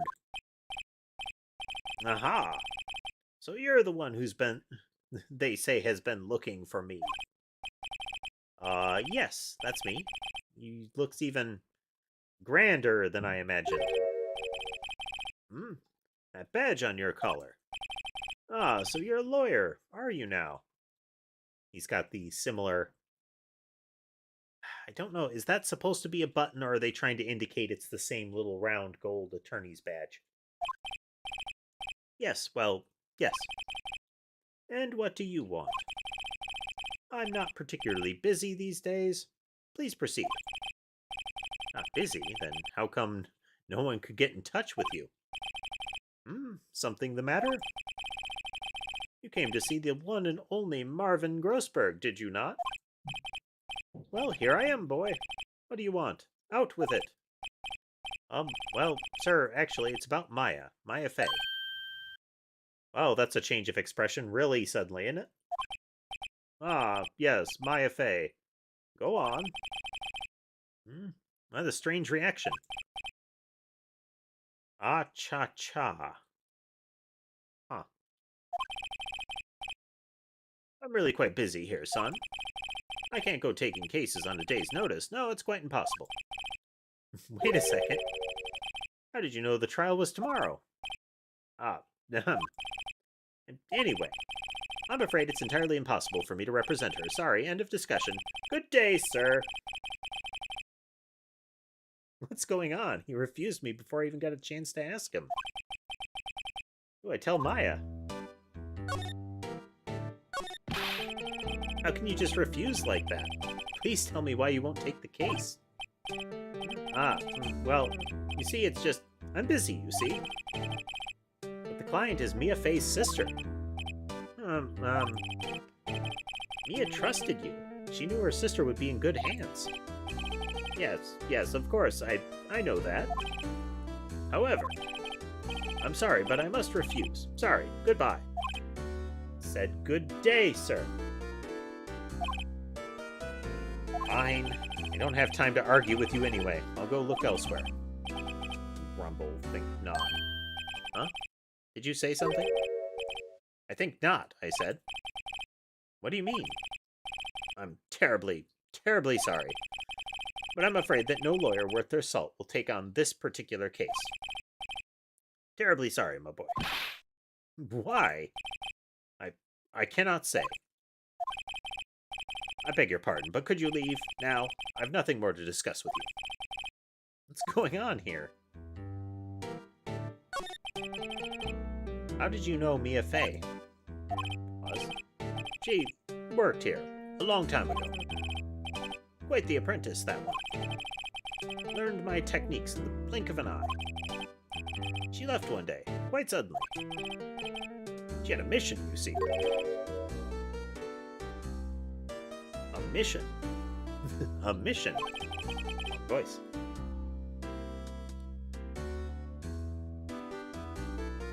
You can just imagine this guy in a big old... I can't remember what kind of chair that's called, but one of those big encompassing leather chairs with like a cigar in a firelit room.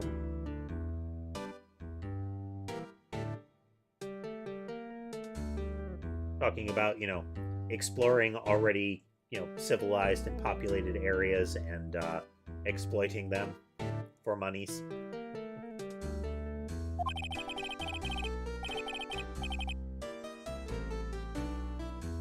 He followed it with a burning passion. Never looked back, that one. That's quite a painting. Aha! You noticed. It's my pride and joy. Impressive, isn't it? Well, isn't it? The color of the sky, the hue of the sea, the weave of the straw hat. It's worth at least $3 million. I have no intention of parting with it, of course. No, I won't sell it. Not even to you. I wasn't interested. It's not for sale. I'm not buying.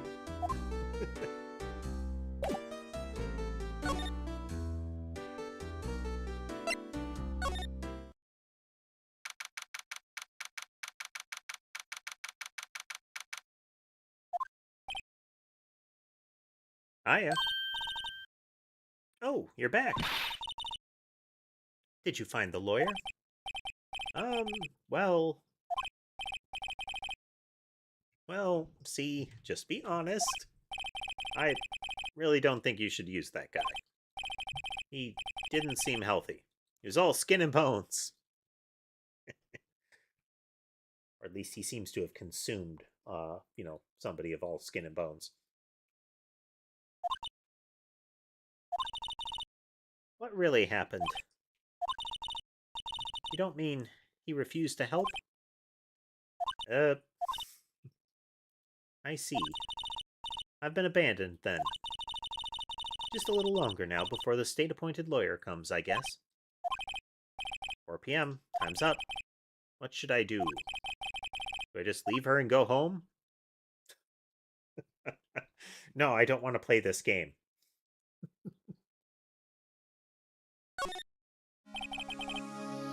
Made up my mind. I'm going to defend you whether you want me to or not. Because that's how being a lawyer works.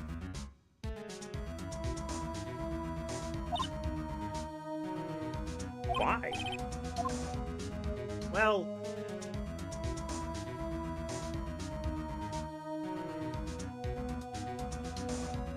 because someone else did it. You aren't the culprit. Someone else is. How do you know? I have a hunch. Given the evidence, it would be easy to assume that Maya was the killer. There's something about this whole thing that smells...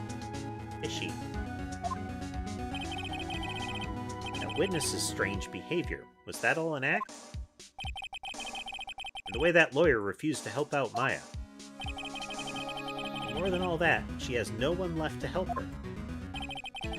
Nothing is more sad or more lonely than that. I know, I've been there. A long, long time ago.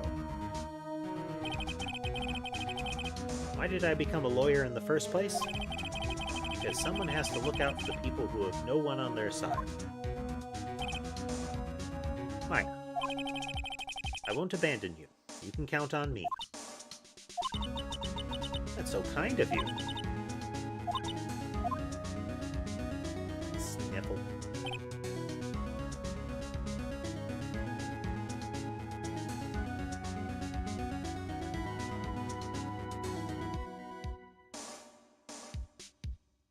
Well, let's fight this one and get you out of here. Right, thank you. She smiled at last. She looks like an entirely different person. One last question. You are innocent, right? Just so we're clear, since I'm going to be defending you in this murder trial. Did you do the murder?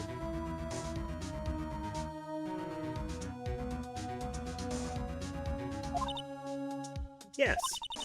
And I trust you. So you trust me too, okay? It's a deal. So what next? There's something that's been bugging. Just what was inside that strange woman's drawer? It was when I tried to look into the drawer that she got all defensive. There has to be something in there.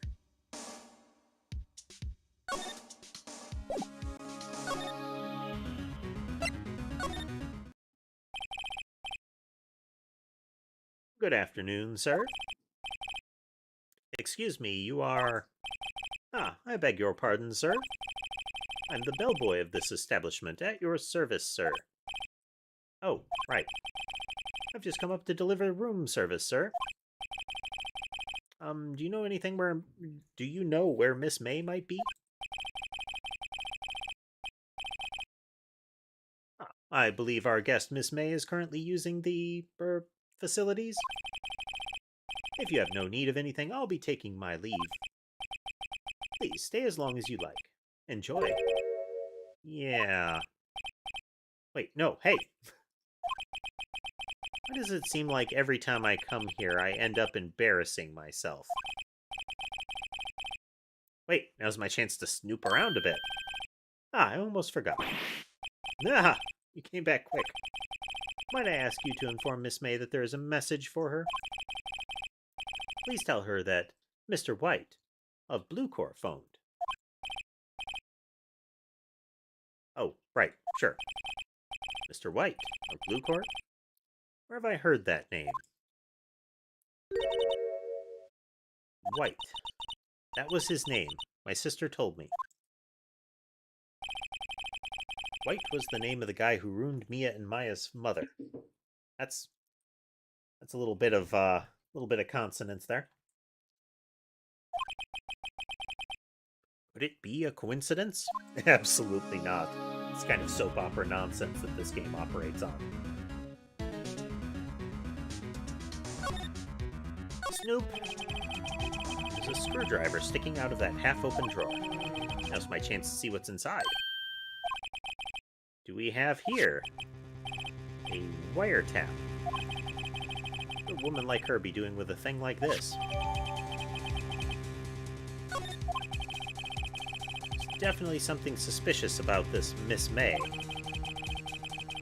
Why would she have something like this in her hotel room? There's a story behind all this. I know it. Alright. I'll be using this bit of evidence in tomorrow's trial, that's for sure. For Maya's sake. I'll get to this. Really, Phoenix. You know what I mean. You're telling yourself that you know what you mean. You don't. You're not fooling anyone.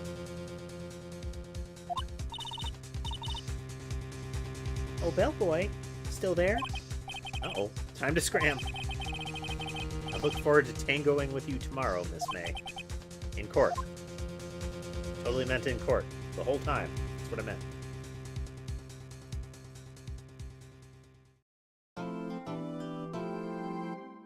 Save.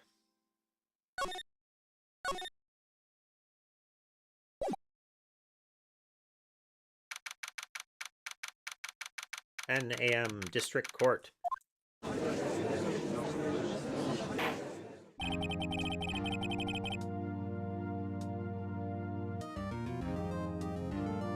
Court is now in session for the trial of Miss Maya Fey. I, the only judge in this entire world, presiding. The prosecution is ready, Your Honor. The defense is ready, Your Honor. Miles Edgeworth. Better not show any signs of weakness today, or he'll be on me in an instant. Mr. Edgeworth, please give the court your opening statement. Thank you, Your Honor. The defendant, Miss Maya Fey, was at the scene of the crime. The prosecution has evidence she committed this murder. And we have a witness who saw her do it. The prosecution sees no reason to doubt the facts of this case, Your Honor. I see. Thank you, Mr. Edgeworth. Let's begin, then. If we may call our first witness, Your Honor. The prosecution calls the chief officer at the scene, Detective Gumshoe.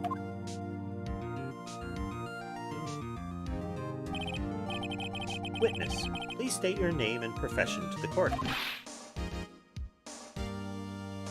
Sir, my name's Dick Gumshoe, sir. I'm the detective in charge of homicides down at the precinct, sir. Detective Gumshoe, please describe for us the details of this murder. Very well, sir. Let me use this floor map of the office to explain.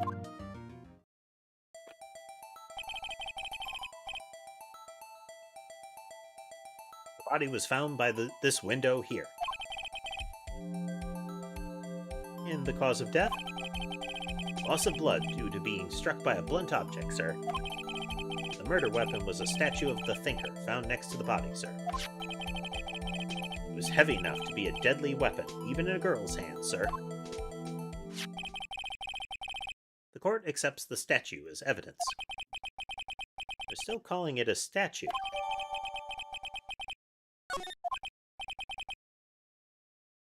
Now, detective. Yes, sir.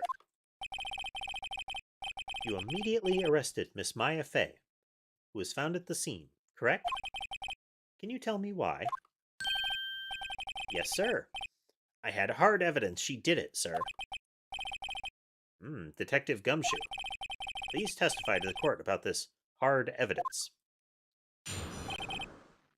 Testimony time. As soon as the phone call came in, I rushed to the scene. There were two people there already. The defendant, Miss Maya Fey, and the lawyer, Mr. Phoenix Wright. I immediately arrested Miss Maya Fey. Why? We had a witness account describing her. The witness saw Miss Maya Fey at the very moment of the murder.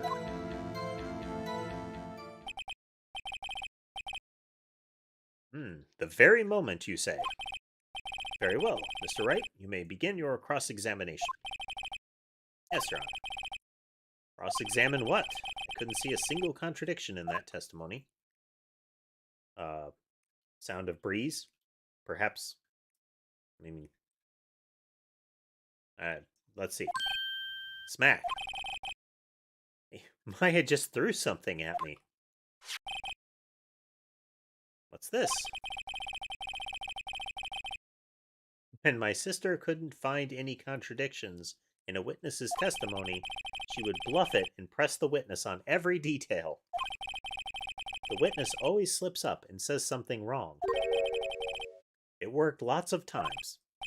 I should have expected Maya to know some of her sister's tricks. Alright, let's give this a try. Something the matter? No, Your Honor. I'd like to begin my cross-examination. Poke him with a stick.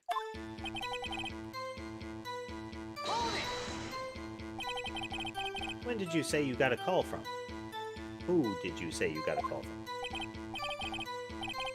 Hey, pal, don't play dumb. You know who. The call was from a customer at the Gatewater Hotel, right across from the crime scene. Okay. I pressed, not sure it did much, though. Please continue. There already? Detective Gumshoe, how long would you say it took between you receiving the call and your arrival at the scene of the crime? Right. I'd say it was about 3 minutes. That's pretty fast. Our motto this month is quick response. That's how I got there before the killer got away. Indeed. So, tell us who the two people you found on the scene were.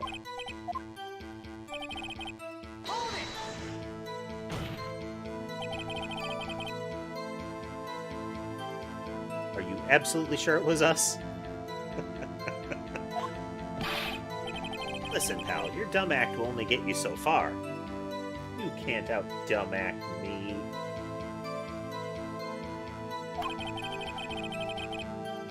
Their funky hippie clothes and your spiky hair? You two stand out like suspicious people at a crime scene.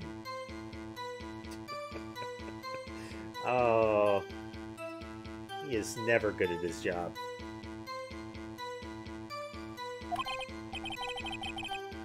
Well, he does have a point about her. She is pretty unmistakable.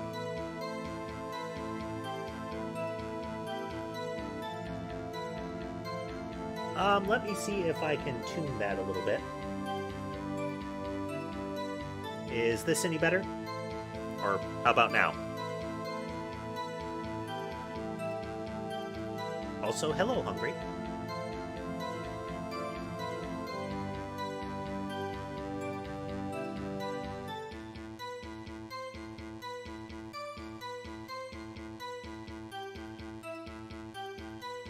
Just a moment. I can tweak this a little further.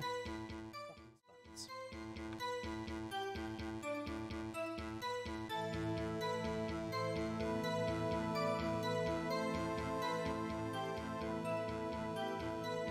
How about this?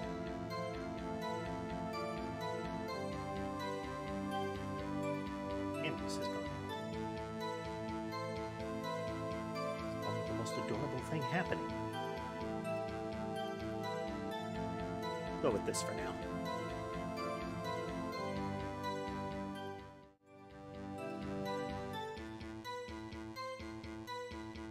He is pretty unmistakable. I should pick my points to press with a little more care. Let me tweak it further, though.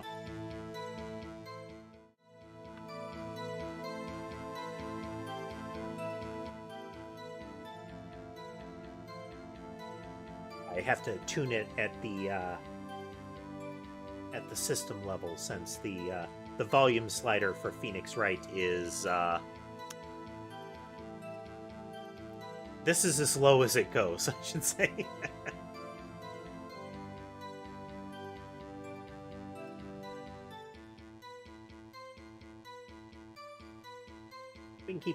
poking it as needed.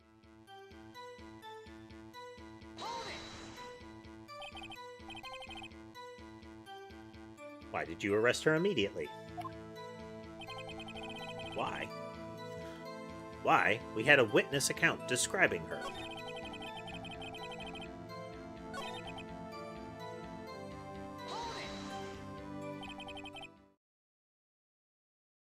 Hold on just 1 second. Yeah? If I heard correctly, you said you arrested her because you had hard evidence she did it, correct?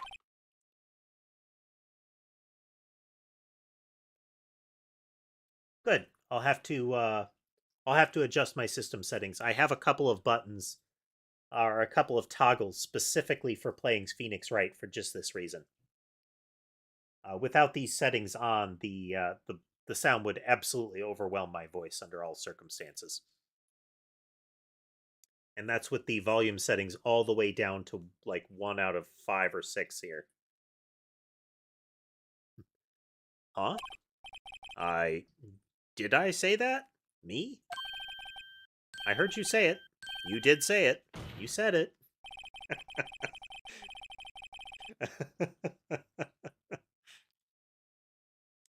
Oh, Gumshoe. Such an excellent detective.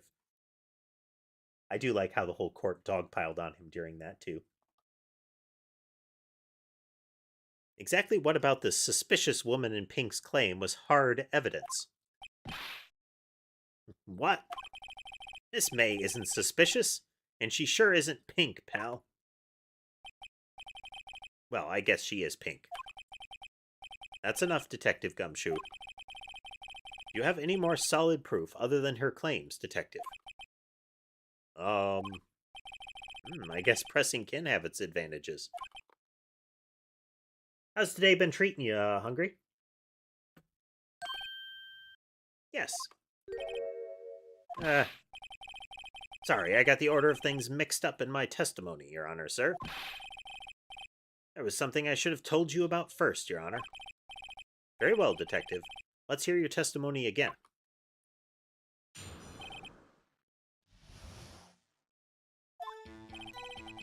After securing the suspect, I examined the scene of the crime with my own eyes. I found a memo written on a piece of paper next to the victim's body. On it, the word Maya was written clearly in blood. Lab test results show that the blood was the victim's.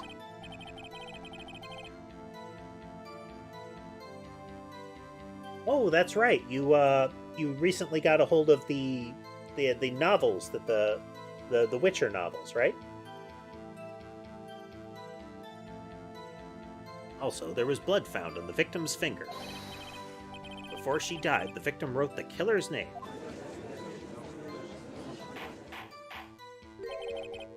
How do you like that? That's my hard evidence. Gavel, gavel. Before we begin cross-examination, I have a question for you, Detective. Your Honor? Why didn't you testify about this vital piece of evidence the first time? I know. I'm real embarrassed I forgot about it, Your Honor. Try to be more careful. Very well. The defense may begin its cross-examination.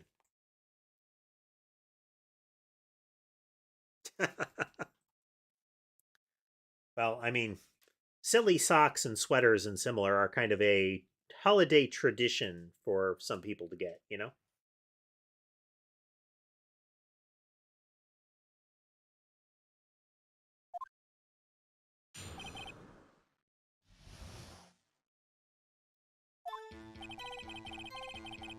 After securing the suspect, I examined the scene of the crime with my own eyes. And did you find any evidence? Now, don't jump the gun on me, pal. Just listen, I'm getting to the good part.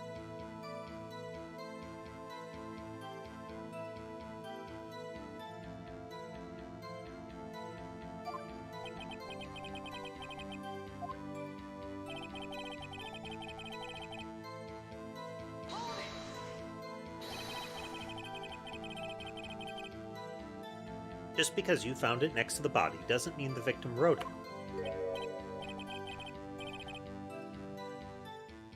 And who did write it, smarty pants? Ooh, the killer. The killer. Anyone can see that. Oh. You're saying the killer wrote her own name? Buddy, please.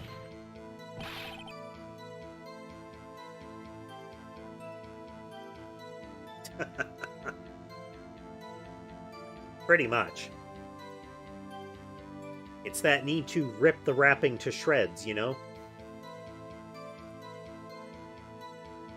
She was framed. Hold on. If that's the case, where's your evidence? I guess that was a bit of a tall order for you. Those without evidence shouldn't open their mouths, Mr. Wright. Yeah, pal. Well, Detective, tell us what was written on that memo you found.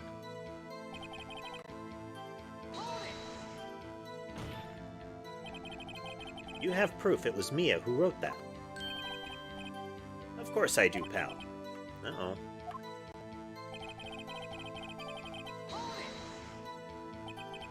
What kind of tests were those again? Huh? What kind? Well, I hear they take the, little bits in the blood, the, hermo... goblins? Hobgoblins? Hermogoblin bobbin? He has a great deal of technical knowledge about the tools that, the police force uses. I refuse to testify on this matter, pal. I'm no expert on blood tests. Yes, that was quite clear. You may continue with your testimony. Thanks, pal. I mean, Your Honor, sir. Detective Gumshoe.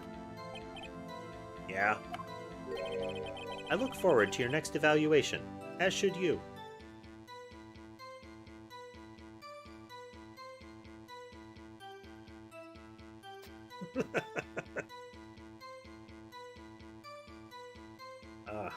It's not a real Nerf gun, Hungry, unless you can inflict welts with it.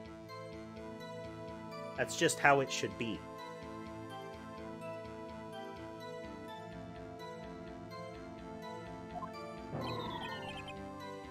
Oh. That was a mess. Right, where was I? Blood found on the victim's finger.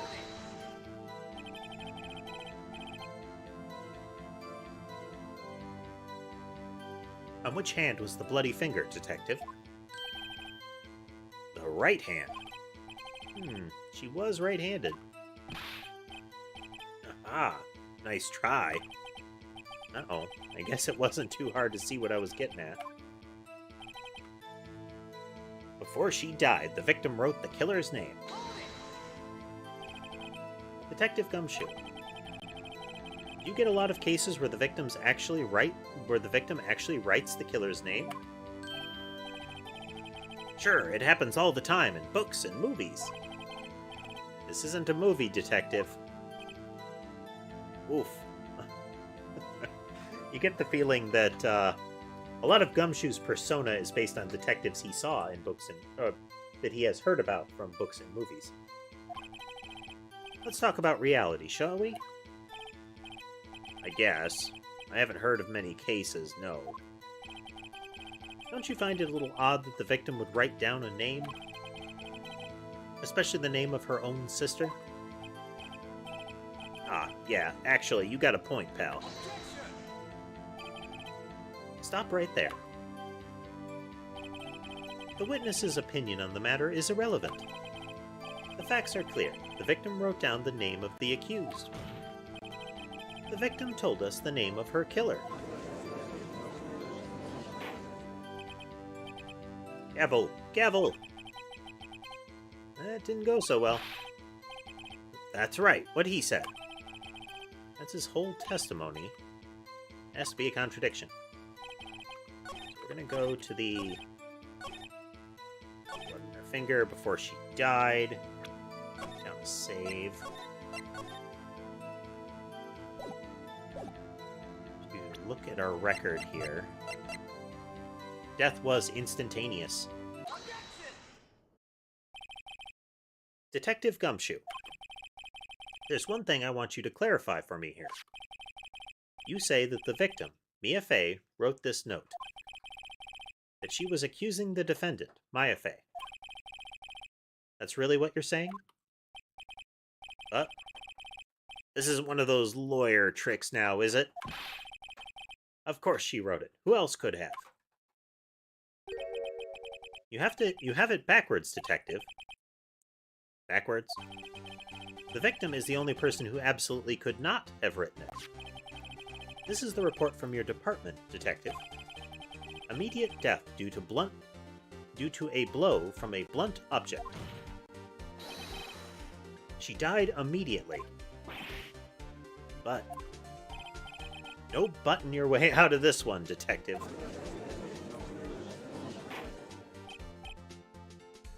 Gavel, gavel. But yeah, I mean, if you're going to have Nerf guns, Hungry, it's very important that they bring a reminder with them that there is a consequence for hitting somebody with a Nerf gun.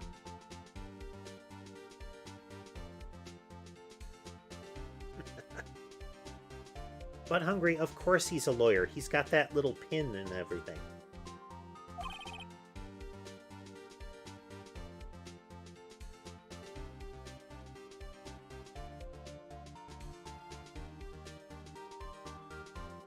And you get the Nerf gun equivalent of like a beanbag gun, you know?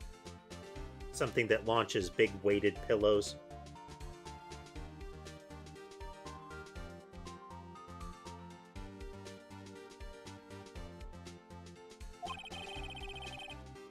Someone who died immediately wouldn't have had the time to write anything down. Mr. Wright, I beg your pardon, but when exactly did you obtain that autopsy report? When? It was the day after the murder. The prosecution's point being...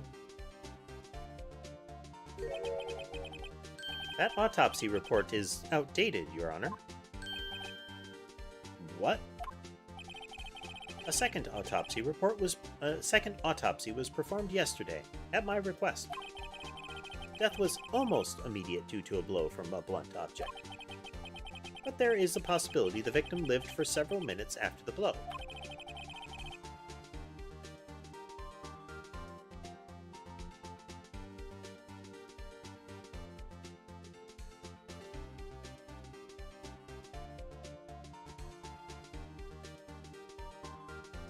It's useful to be the arbiter of the ammunition in such a scenario, isn't it, Hungry? No way. Your Honor, it's quite easy to imagine that the victim did have time to write Maya. That is all.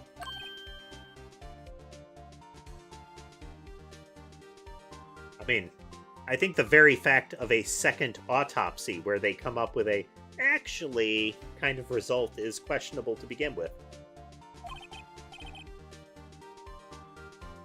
Purses and whatnot.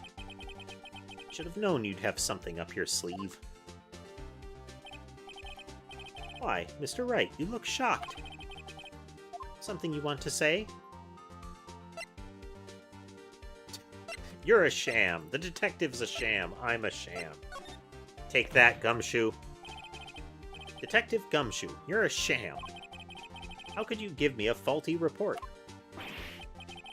Huh? I thought... Detective Gumshoe. I'm disappointed in you, handing him the wrong report like that. I'm sorry, sir. You are at fault, Detective. This isn't going to look good on your evaluation next month. But... we are getting the establishment of Gumshoe's incompetence in this one. Your Honor, I submit this report to the court. Understood. The court accepts the evidence. Well, Your Honor, the evidence strongly suggests the victim was identifying the killer. I suppose that's the obvious conclusion, yes? This isn't good. The prosecution would like to call its next witness. This poor, innocent girl saw the murder with her own eyes.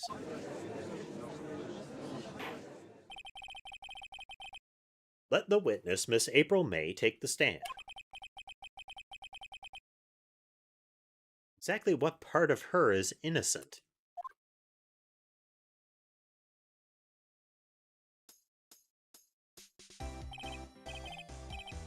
Witness, your name, please.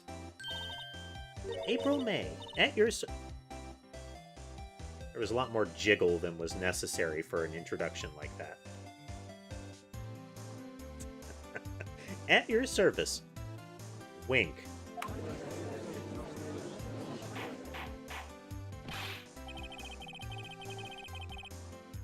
An introduction should not require any reaction from the crowd. The witness will refrain from wanton winking. Keep your salacious ways out of my courtroom.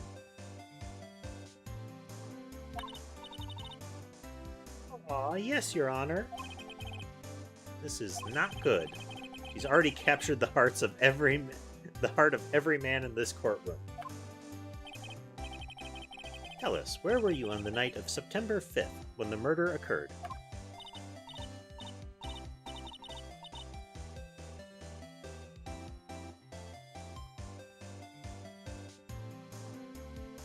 Sherbet came down to snuggle with Rorschach. He trilled just as he arrived.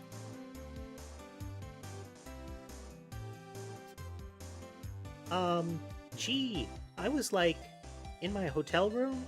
Tee-hee. I checked in right after lunch. And this hotel room is directly across from the Fay and Company law offices. That's right, big boy. Wow. Please testify to the court about what you saw.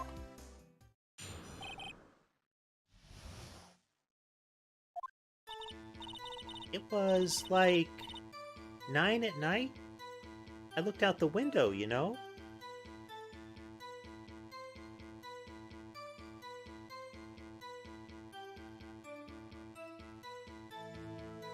The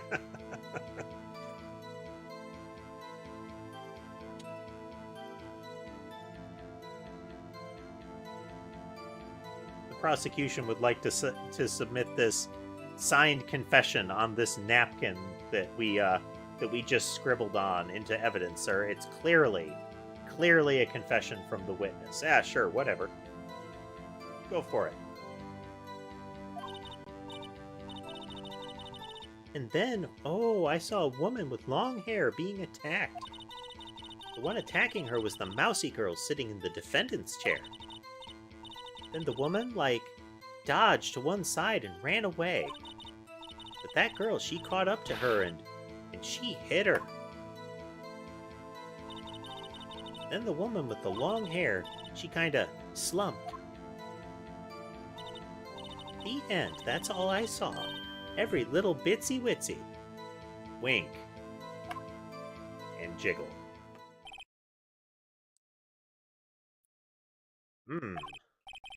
Well, Your Honor? I see. This is a remarkably solid testimony. No, it's not. I was there. I seen it is not solid testimony. I don't see a need to trouble the witness any. Wait, Your Honor. Yes, Mr. Wright? Hello, Weasley. Hello. I know it's potentially convenient for you, but I need you not to rub your face all over my camera. That one, too.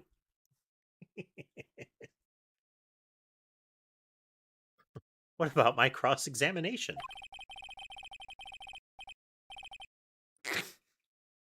I thought the witness's testimony just now was quite firm, didn't you? Are you actually thinking of the testimony right now? Mr. Wright, I understand you were Miss Mia Fey's understudy, were you not? You must know her techniques well. Her cowardly way of finding tiny faults in perfectly good testimonies.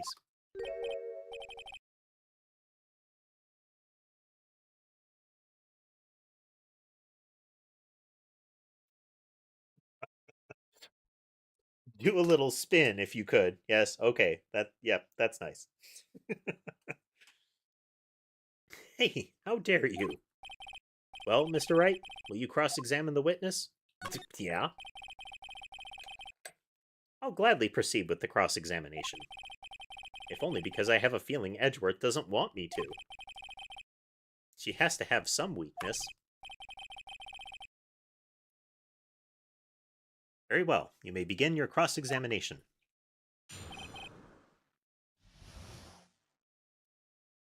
Like the witness in the last one, you have to respect her poise, let's say. Because, like when we saw when it was, like, from the reverse camera there, she is holding the little one leg up, body cocked forward, hands in the air like pose like that. So, like, her feet are off center from how she's standing right there. That's some back strength she's showing there.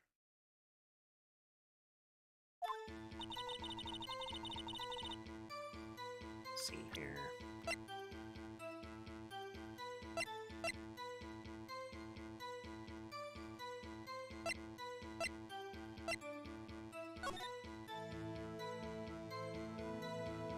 Okay, the call happened after 9. Well, no, this is 9 a.m. It's 9 p.m.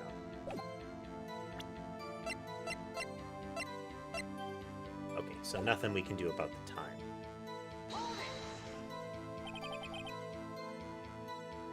Why did you look out the window? Huh? Why? Like, why what? Why did you look out the window? Were you expecting to see something? Oh, well, gee. What? That's it? She can't get out of this question that easily. I sort of, had a feeling. Well, I have a feeling she's trying to avoid the question. Go for it. Let's see how far I can run with this. Surely you must have had a reason to look out your window at that time of night. Ooh. Mr. Wright, I will not have you badgering my witness. Badgering? You insist on needling her with these trivial questions. I really don't think it should be allowed. Yeah, stop him. The poor girl. Mr. Wright, you have been warned. Poor girl? What about poor me? You looked out the window. What did you see next? We're going to save in case that was a... If you press too hard, we're going to take off hit points. The woman with the long hair. That was Mia Fey? Slender, sort of. Well, some people might say pretty, if that's your thing. Your thing? In the person attacking her?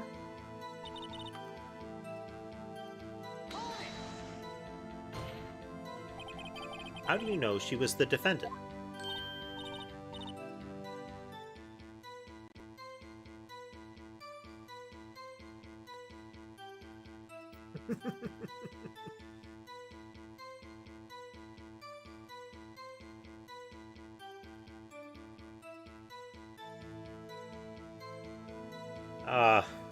There are some of the witnesses that do need a lawyer to walk up to them and shake them violently in this game, aren't there?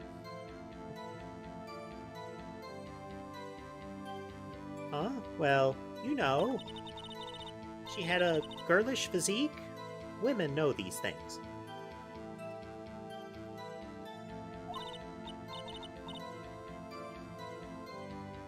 Look, I just... No, okay? There was only one person at the scene of the crime with a short, girlish figure. The testimony is bulletproof, Your Honor. He's right. Hold on a minute. That testimony stinks. What? Miss May, I'd be willing to bet that...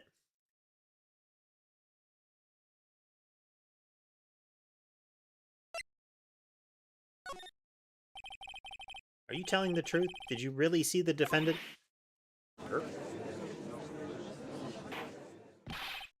Mr. Wright, what is the meaning of this? Yes, what is the meaning? Somebody tell me, because I'm clueless. About this, I mean. Okay. If you had really witnessed my client, Maya Fey, you would have noticed her clothes before noticing her physique. No one wears clothes like this on a daily basis, except her. And I'm no expert on fashion, but her hairdo looks far from normal to me. It's Phoenix, like, gesturing at Maya on the defendant's stand, like, look at her, folks. I mean, look how strange she appears.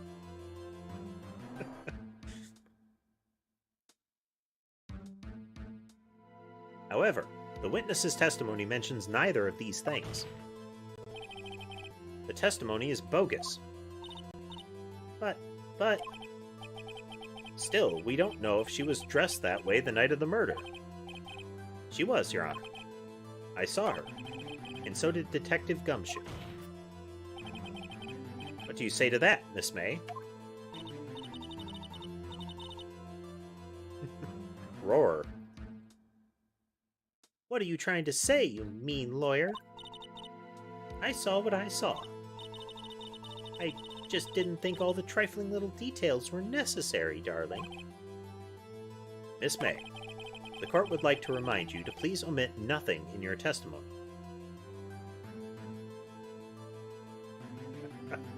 Rorschach's got one paw on Sherbet's shoulder, and Sherbet is just grooming away at Rorschach's head there.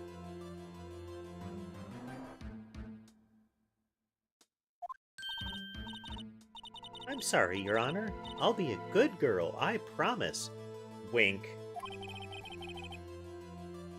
Your testimony again, if you would. Almost had her.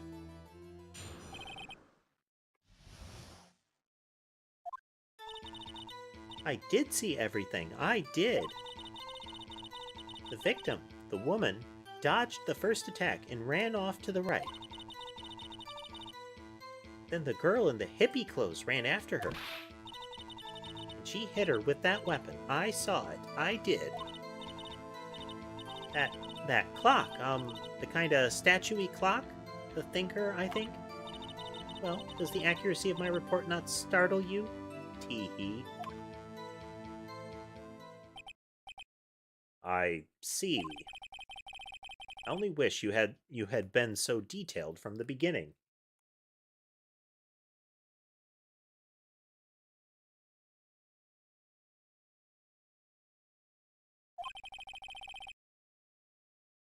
Please begin the cross-examination.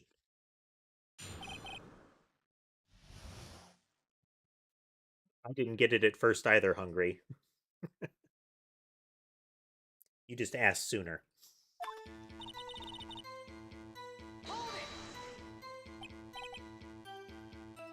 So, you saw me then, too? Of course. I'd remember that spiky hair anywhere. Spiky. The witness will refrain from personal attacks on the defense attorney, no matter how accurate they may be. Aw, was I a bad girl? I'm sorry. It actually has, like, uwu spelling there.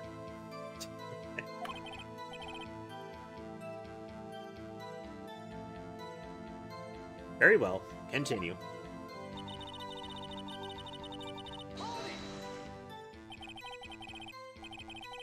Is that right as in your right, as you looked from the hotel? Which hand do I hold my knife in again? Right. It was my right hand, right? Satisfied, Mr. Wright? Please continue.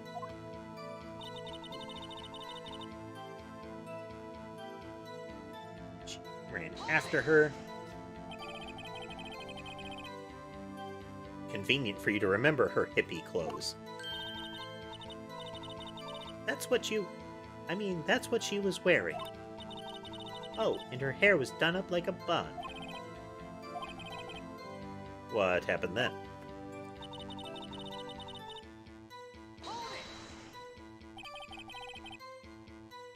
Where did this weapon come from? She picked it up from the desk. I see. What sort of weapon was it? That clock. The kind of statue-y clock? The Thinker, I think? Save it right here, because... it's actually a clock, but the thing is, how would she know that it was a clock?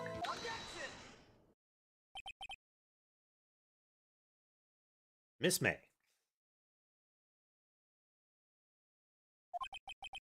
What you said just now was quite revealing. Revealing? Ooh, you'd like that, wouldn't you, naughty Mr. Lawyer? She's a terrible person. You just said that this statue of the Thinker was a clock. But there's no way of knowing that just by looking at her. Another person in much the same position as you recently called this a clock, too. And he was found guilty of murder.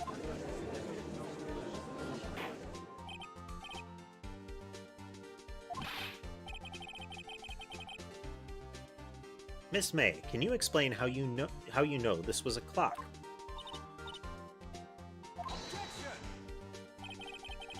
The witness saw the murderer with her own eyes. That's all that's important here. The defense is trying to confuse the issue with trivial concerns. Yes, of course. You will withdraw your question, Mr. Wright. But questions are all I have, Your Honor. And as you may recall, I've caught murderers with these questions before. Well, only the one time. Pause. Objection sustained. You may continue to question the witness.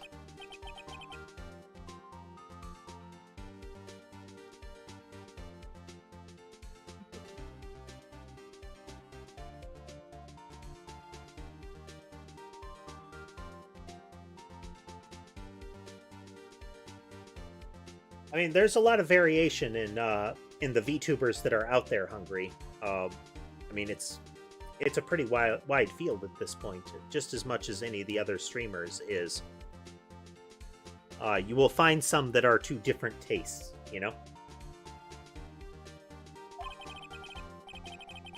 Not all of them can be robot cats.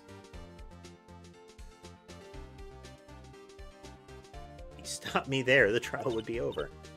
Huh? What? So, what happens now? What happens now is you answer my question. How did you know it was a clock? What? That's... because... I heard it? Yes, I heard it say the time. So, you've been in the law offices of Fay and Company. No, hey, I didn't say that. Why would I go there? I heard it from my hotel room. Hee hee. The law offices of Fay and Company, where the murder took place, is very close to the hotel. She could easily have heard the clock. Well, Mr. Wright, are you satisfied? No, Your Honor. I can't give up now. I'm not satisfied because... just... save again, check the record.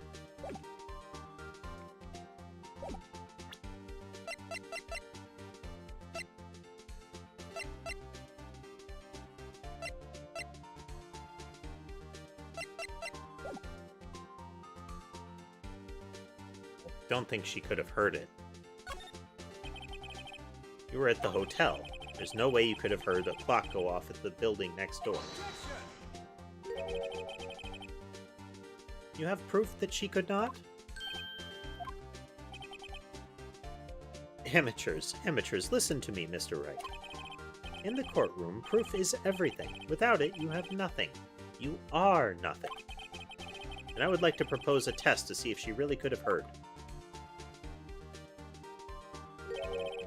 The prosecution denies your request. What? On what grounds? This is a trivial matter with no direct bearing on the case at hand, except, it's part of the crux of one of the witnesses' statements that kind of implicates she had some knowledge about the murder as it took place. But it's trivial, don't worry about it.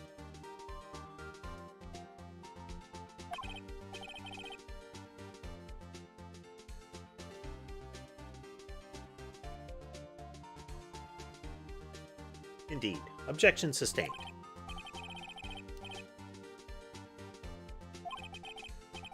Ready to proceed, Mr. Wright? No, Your Honor. Can't give up now. I'm not satisfied because... couldn't have rung. Your Honor, members of the court. It is inconceivable that the clock in question rang. Wait a minute. Oh, that's right. Here. If you look at this piece. Look like thinker. It tells you the time. I should probably tell you the clock isn't talking. I had to take the clockwork out.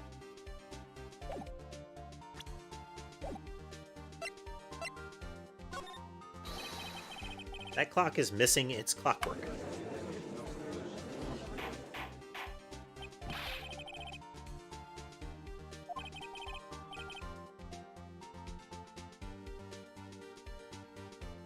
Let's take a look right now. Oh. See anything interesting, Your Honor? As the defense says. This clock is missing its clockwork.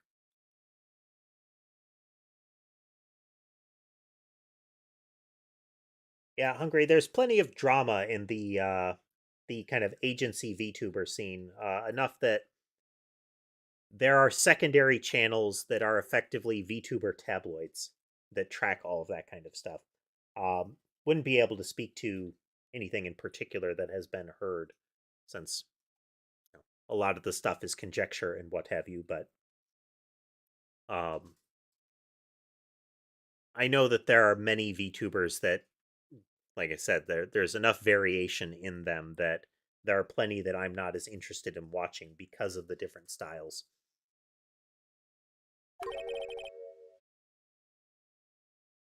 It's quite empty.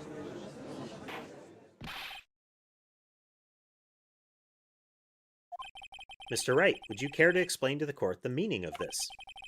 Is as you can see, the clock was empty. It couldn't have rung. Therefore, this witness is a big, fat liar. We've resorted to schoolyard taunts now. We're doing well. We're a pro lawyer. Fat? That's the first thing that she took offense with, is not the, you have perjured yourself. It's, did you just call me fat? Well, Miss May? Tisk tisk. Quite a show you've put on for us, Mr. Wright. He knew the clock was empty? Somehow he knew. I'm afraid you've forgotten one thing, however. Indeed, the clock is empty, as you say, it can't ring. However, we must ask, when was the clockwork removed? If it was after the witness heard the clock, then there was no contradiction. That's true, that is a possibility. The clock might have been emptied after she heard it. And that is exactly what happened, Your Honor. I base this on absolutely nothing, but I expect you to provide more proof than I have to. Can you prove when the clockwork was removed? Impossible, of course. I have proof. What? Wasn't it you who told me proof is everything? Well, I was listening. And now I'll show you the proof you like so much. Which should be the cell phone.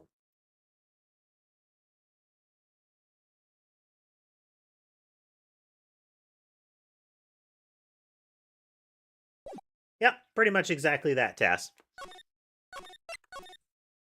Effectively, streamers be streamers.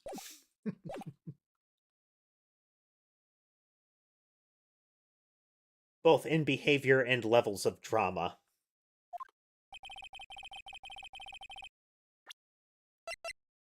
Up, up. Take a look at this. That's a very cute cell phone you have there. Oh, you have a girly phone. Wait, this isn't my phone. Listen. This is the defendant's cell phone, and it contains a recording. A recording of a conversation she had with the victim on the day of the murder.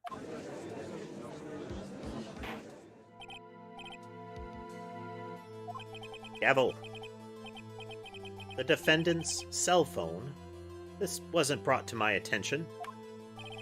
It sucks when you're on the receiving end of that, doesn't it, Edgeworth? Perhaps Detective Gumshoe overlooked it. Grumble. The good detective better remember he's up for evaluation soon. He really is the court punching bag, that poor guy. Gotta say, I'm starting to feel bad for the big fella. Let's hear the conversation. Beep.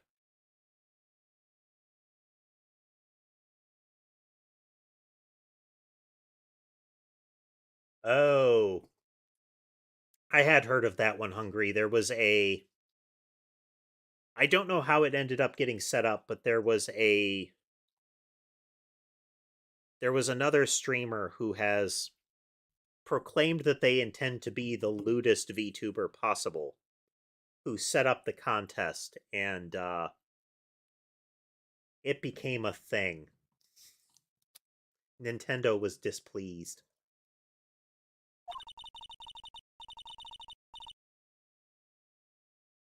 I don't know how the HoloLive group ended up getting involved with that, but no, that wasn't necessarily wise of them. So you just want me to hold on to the thinker for you, then? If you could. I should probably tell you the clock isn't talking right now. You know, it's not working, that's lame. I had to take the clockwork out. Sorry.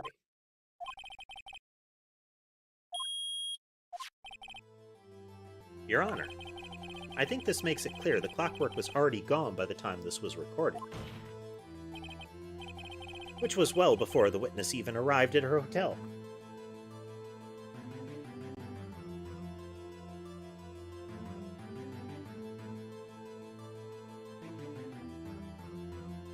I don't recall which agency was involved in it, but I thought like some agency VTubers got pulled into it. I don't recall which ones.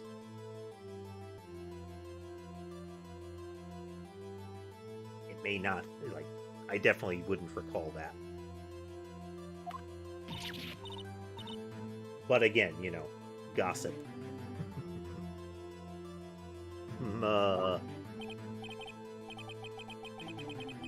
Well, Miss May, would you care to explain this to the court?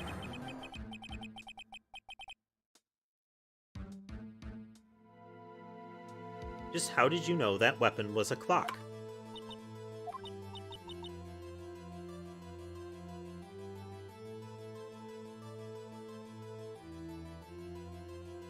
That could make sense.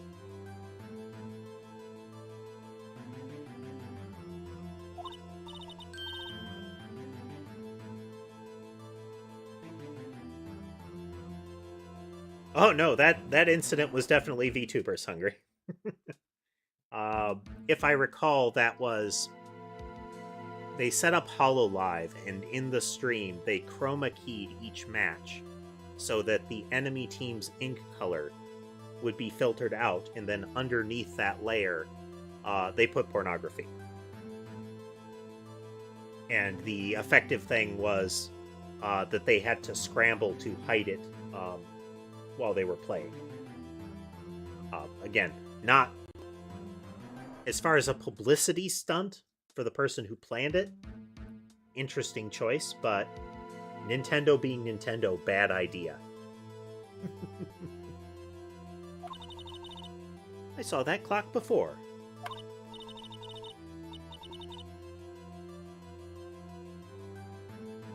And, yeah, and also Nintendo being Nintendo, they effectively made a bunch of false DMCAs on the content instead of any other move that would be, you know, legal.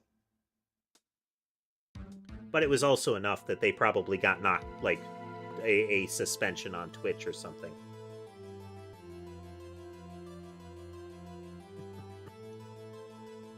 It will probably just go down as one of those dumb moves somebody made on the internet kind of stories. What store was that again? I go to so many. I forgot. So the witness had seen it before. That would make sense. Does the defense have any objections? Well, yes, they do, because it was handmade. The witness claims she had seen it before. But this directly contradicts a piece of evidence already submitted to this court. Well then, let's see it. Please produce this evidence that will prove the witness had not seen the clock before. Which is this. It was made by Larry. It's simple. This clock was never in any store. Ever. What? A friend of mine made that clock. Only 2 exist in the world. And that one isn't here, and the one that isn't here is in police custody. Impossible. Everything is sold in stores. Twitch, twitch. Miss May, I think it's high time you went shopping for a better excuse. Oh, excuse is not on sale today?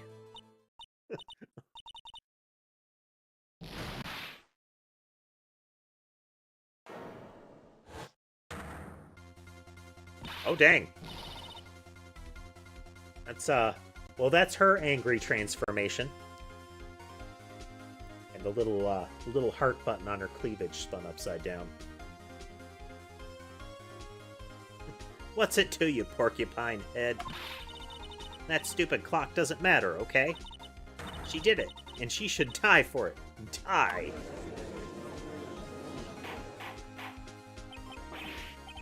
Whoa, let's not get ahead of ourselves. This is a court of law, and the witness will remain calm.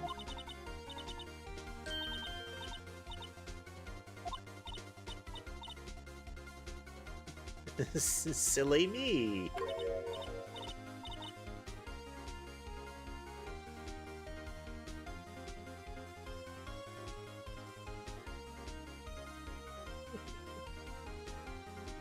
Did I, like, lose it? I guess I did. Tee-hee. Wink. Scary. Miss May, let me ask. Tell me, how did you know the weapon was a clock? Oh, man.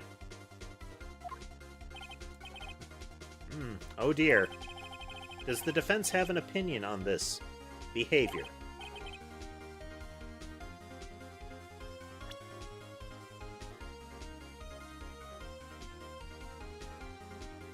Yeah, the wide shot is still showing her default appearance.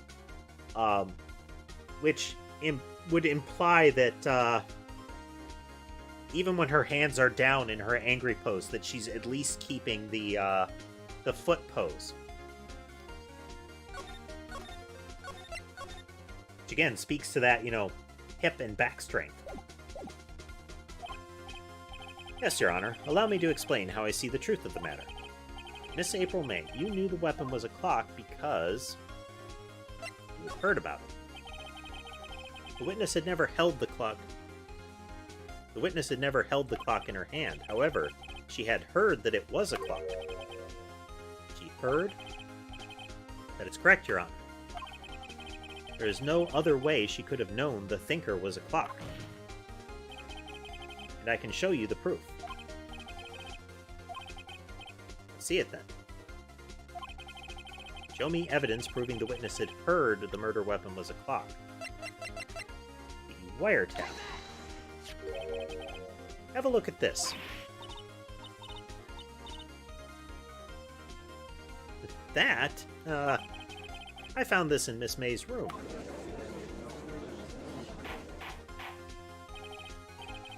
Mr. Wright, please explain to the court what this is. Miss April May, you were tapping the victim, Miss Mia Fey's phone, were you not? Ooh. Your Honor, this is irrelevant. I'm not entirely sure that it is. Objection overruled. Your Honor, I object. This really hurts my case. It troubles me that our witness was in possession of a wiretap. This is outrageous. Does the defense truly claim that the witness was tapping her phone? Hey there, Directrix. We are... Well, I discovered that the first game that we played through was actually the second game, so now we're on the first game as the second game we're playing. And then we're going to move on to the third game for a nice 2-1-3 combo.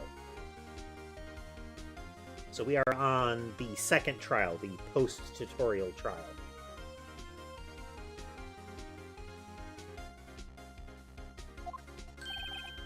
Absolutely. Even if that was the case, which it's not, you still have to prove one thing. Did the victim ever say the weapon was a clock on the phone?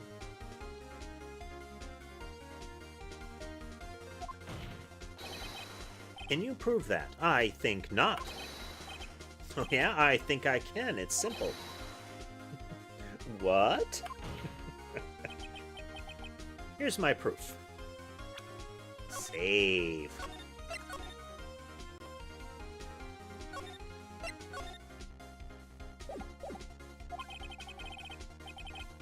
The proof that the victim said on the phone that the weapon was a clock is...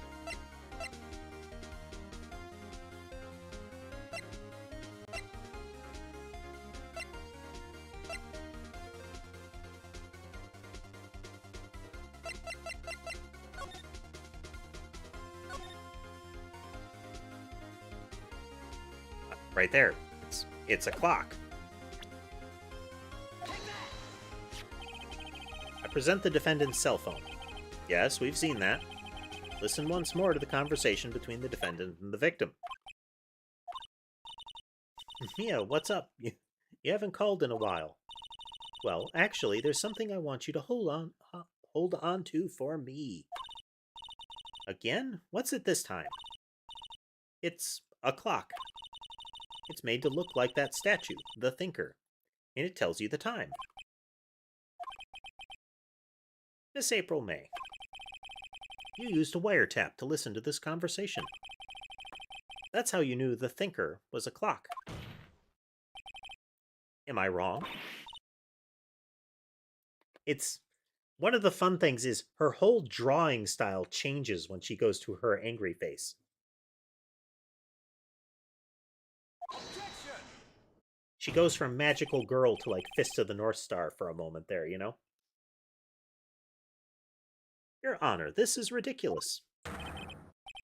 Your Honor, look at the witness's face. Does she seem amused to you? The defense demands an answer.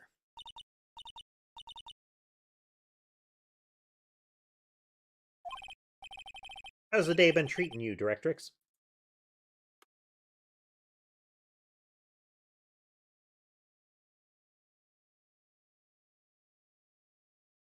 Did you tap her phone?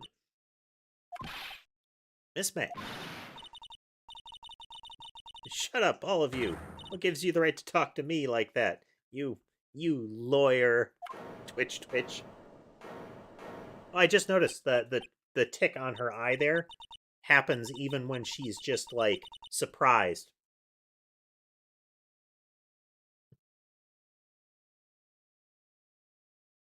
It's no fair. You're all ganging up on me like that.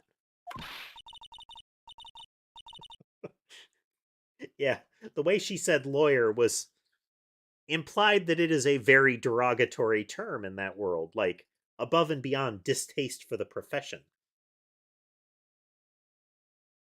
Oh, so I'm the bad girl. Is that it? Is that it? Big old crocodile tears. That did it. The court's seen the real Miss April May now.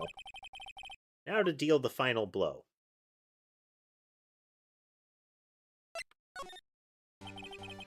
Why did you tap her phone? Answer the question. Do I have to? Isn't this a murder trial? Isn't tippity-tapping or irrelevant? Saying exactly what Edgeworth wants her to say.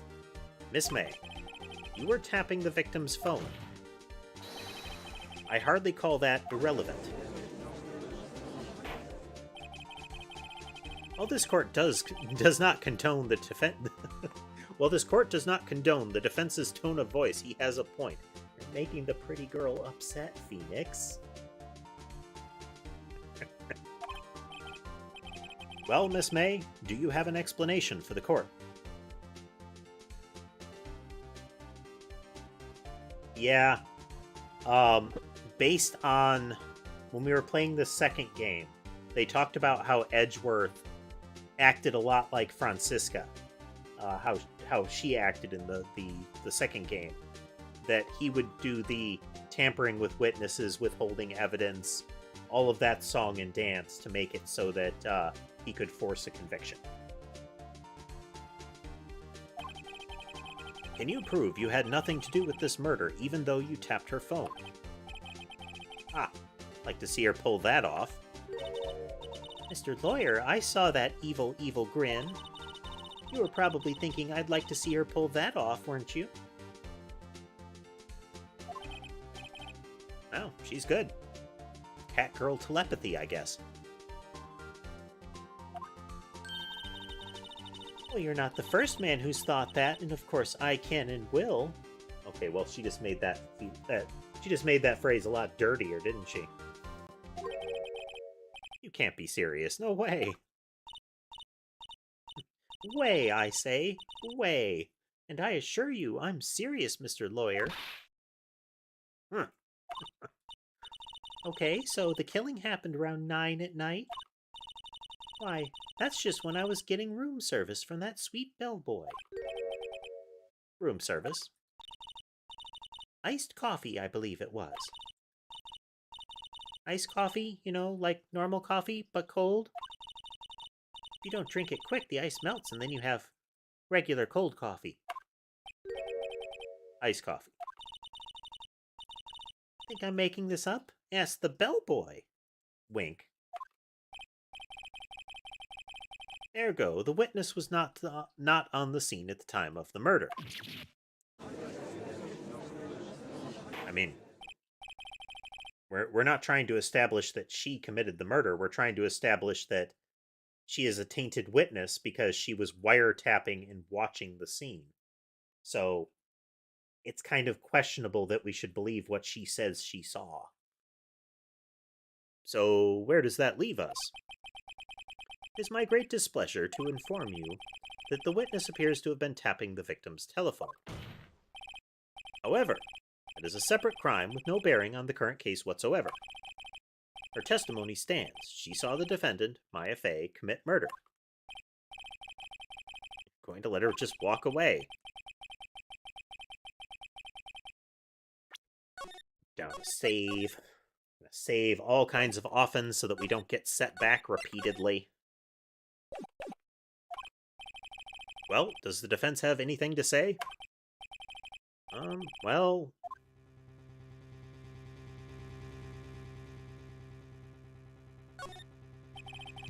The defense would like to call the hotel bellboy as a witness. There's something suspicious here, and I'm going to get to the bottom of it. I think you've sunken quite low enough already. I object to calling the bellboy. Why? What's your reason? Because I hold that the wiretapping had nothing to do with the killing. However, if you agree to one condition, I'll consent to calling this witness. Condition? If Miss April May's alibi is not called into question after you examine the bellboy... I think you should say question, not examine the bellboy. The other part has implications. then you will recognize that Miss April May was not the killer, thus she is innocent. And thereby you must also accept the verdict of guilty for Miss Maya Fey. That's my condition.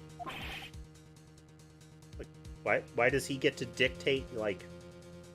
Isn't that the judge's job?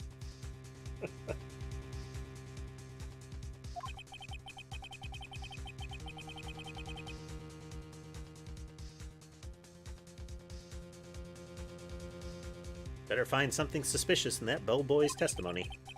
Otherwise, Maya will be declared guilty on the spot. What should I do? Sure, whatever.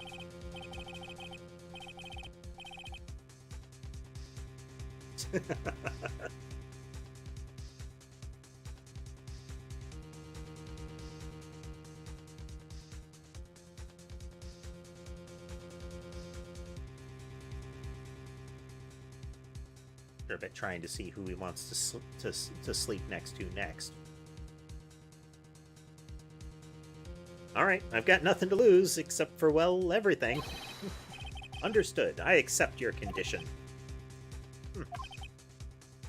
Fool. You fell right into my trap. Uh-oh. Wait. Very well. The court calls the hotel bellboy to the stand. Once again, why does the prosecution get to dictate this?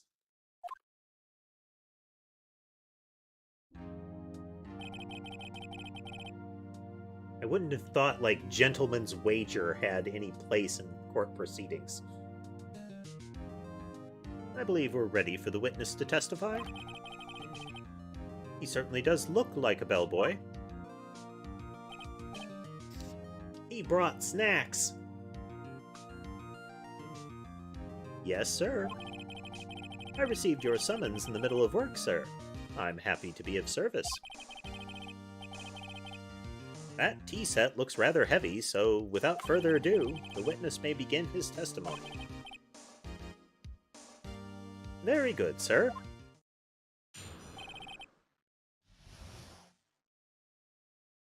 Some strategic quotation marks make that seem very different, you know? I can't tell if those are meant to be like iced top or if they're the kind that are like jelly in an indentation, you know?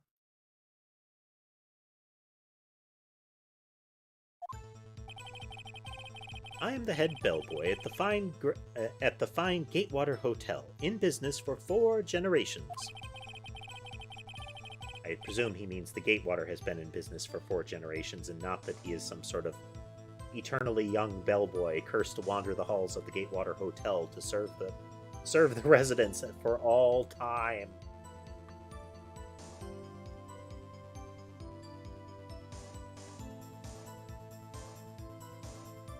They seem like biscuits, but they've got the little, like, pinkish red disc on top of them. As if there is some sort of, like, topping or flavor application. I believe I received a call after 8 in the evening from our guest, Miss May. She asked for an iced coffee to be brought to her at 9 at night, on the dot, sir. Wow. I brought it to her at precisely the requested time, of course. And I delivered the iced coffee to our guest, Miss May herself. I see. The defense may begin its cross-examination. Right, I'm ready. I hope. This is it. If I can't prove Miss May was involved with the murder now, Maya will be finished. I do have to look into the sound settings of my stream, because frequently the sound is being transmitted at a way too high bit rate, which might imply similar is happening locally, which might also be an indicator of why the sound gets a bit wonky in some of my videos. Anyhow...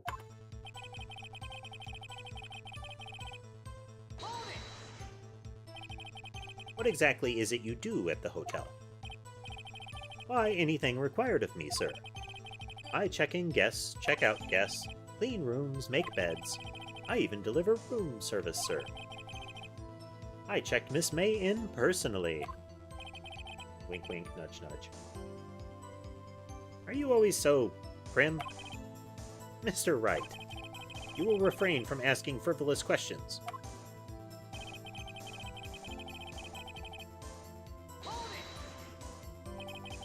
Are you sure it was Miss May on the phone? Absolutely, sir.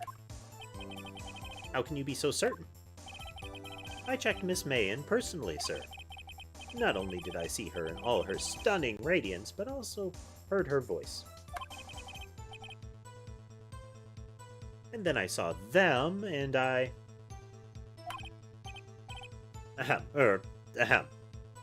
Oh, he saw those.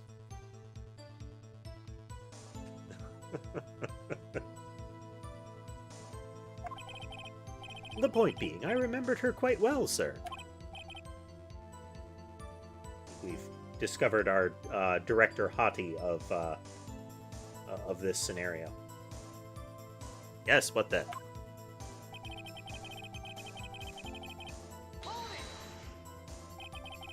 Nine on the dot, you say? Yes, I confirmed that detail several times. She was watching a program on the TV and wished to drink after she finished, sir. 9. Time of the murder.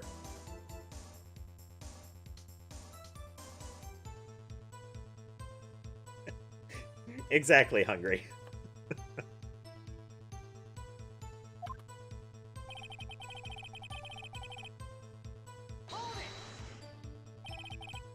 Precisely 9, then. Precisely. Exactly. And most definitely, sir. 9 p.m. How can you be so sure? Miss May was quite insistent that it be brought then. Oh, bellboy, tee-hee. I'd like iced coffee at exactly 9 p.m. Something like that, sir. Therefore, I knocked on her door at the crack of 9, sir. Why would she be so particular about the time?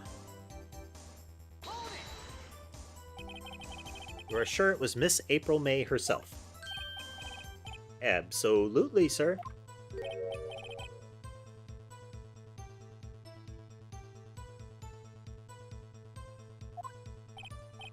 Yes, sir. As in, so very absolutely, sir.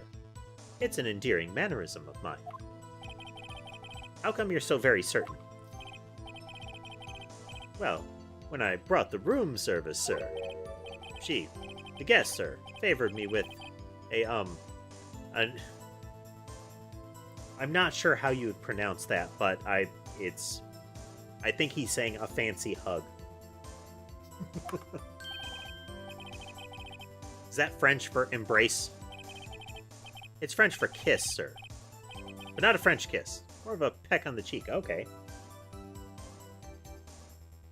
How you say kiss in foreign.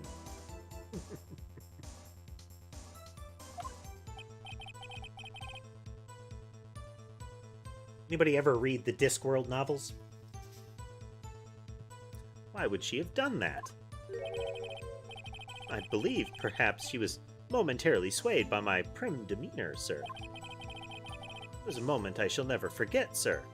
Or I shall never, ever forget, sir. Sounds pretty fishy to me. I think our Miss May was up to something and wanted the bellboy to remember her. It's no good. There's nothing here. Is that it?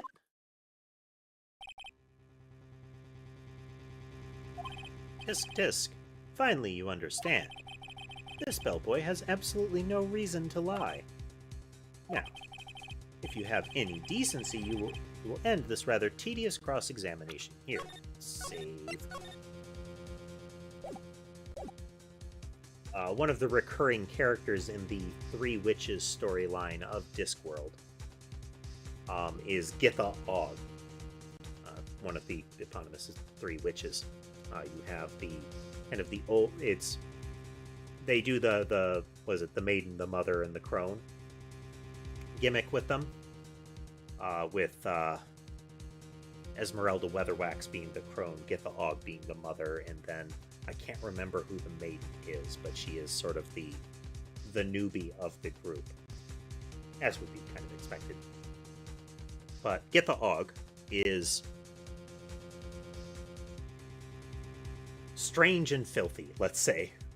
And one of the things that comes up when they are traveling abroad is whenever she encounters somebody, she will say, like, you know, my Jeremy or something like that told me about his travels, and I picked up how to speak a little bit of foreign.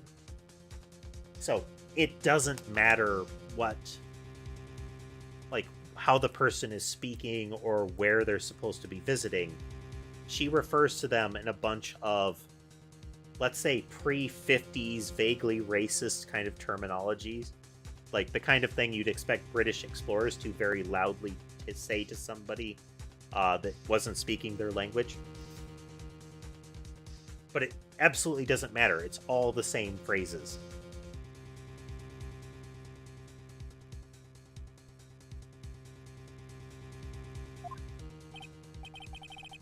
It was a bit tedious. The witness may leave the stand. Can't let that happen. Wait, please wait. Yes, does the defense have something to add? One last question. Let me ask one last question. Your Honor, I must object. This charade of justice has gone on long enough.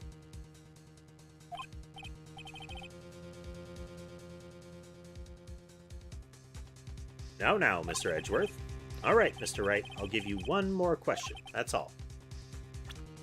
Drop another save. We're going to try to get to a reasonable endpoint of this scenario before we wrap up for the night. Reasonable being the variable in that, and that is to be determined on a whim, however I choose. This is really it now. This is my last chance. What do I ask him about?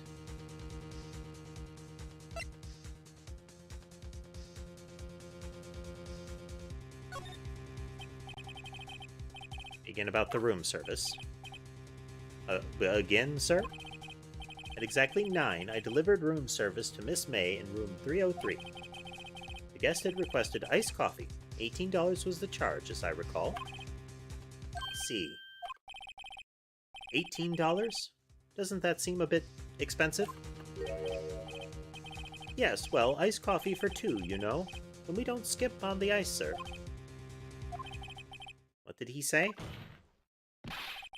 What did you say?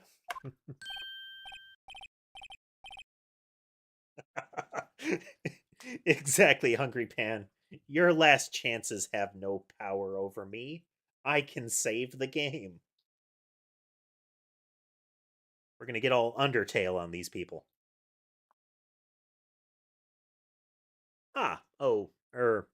Rather, quite.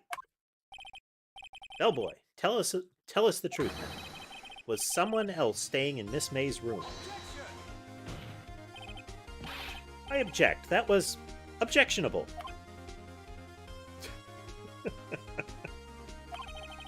Objection overruled. The witness will answer the question. Yes, I see. Why did you not mention this in your testimony? Well, sir, you didn't ask. Nice try. That's the sort of thing you're normally supposed to mention. Ah, yes, quite. Indeed. It was the, good barrister there, Mr. Edgeworth, who... He asked me not to mention it if I wasn't specifically asked, sir. Oof.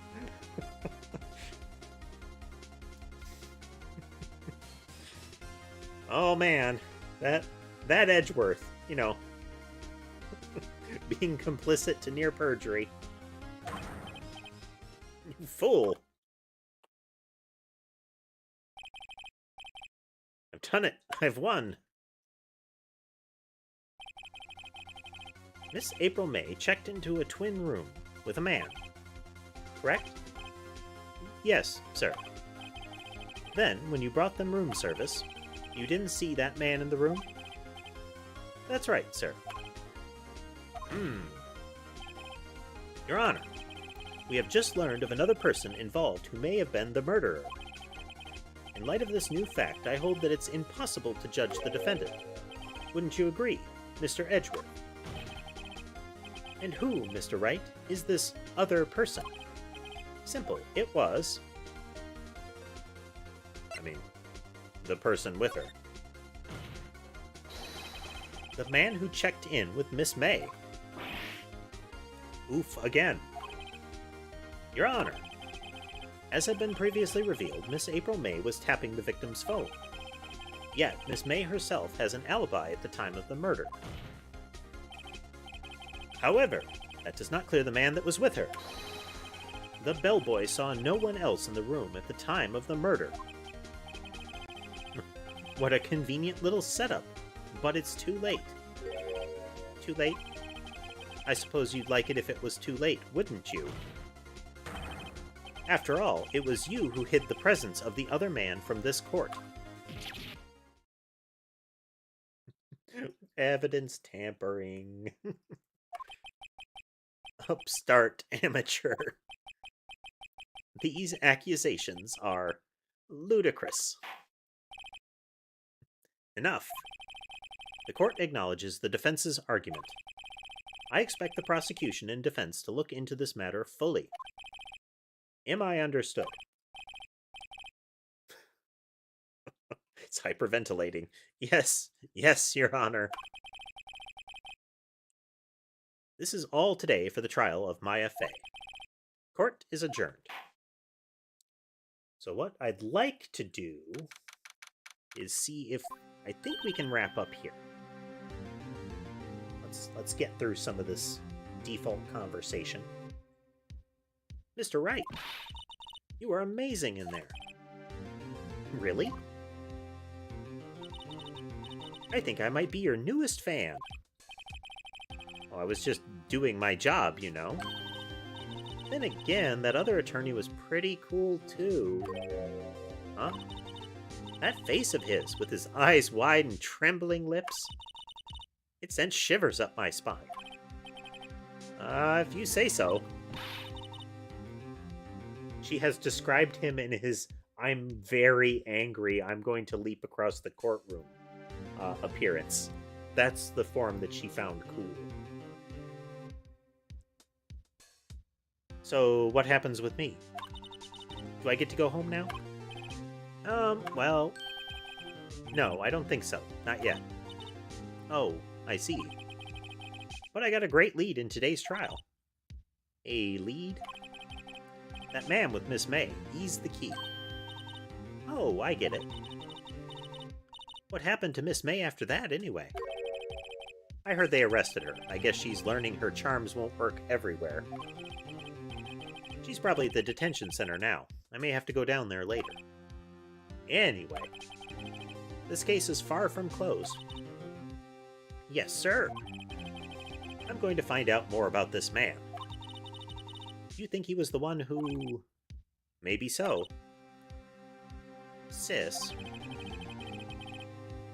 Don't worry, I'll find him by tomorrow. I promise. I'm counting on you.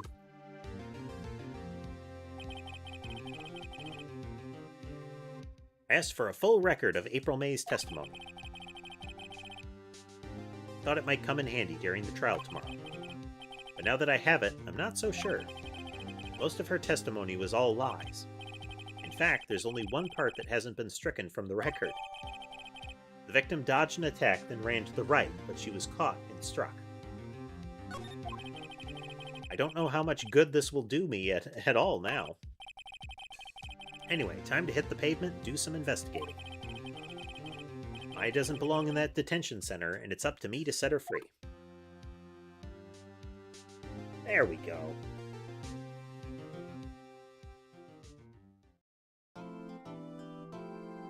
Yes, I do.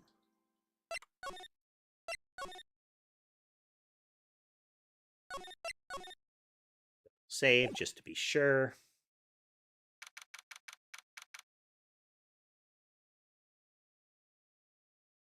Yep. I'm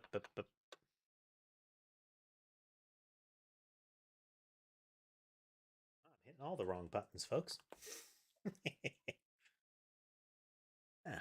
What's going wrong with that camera?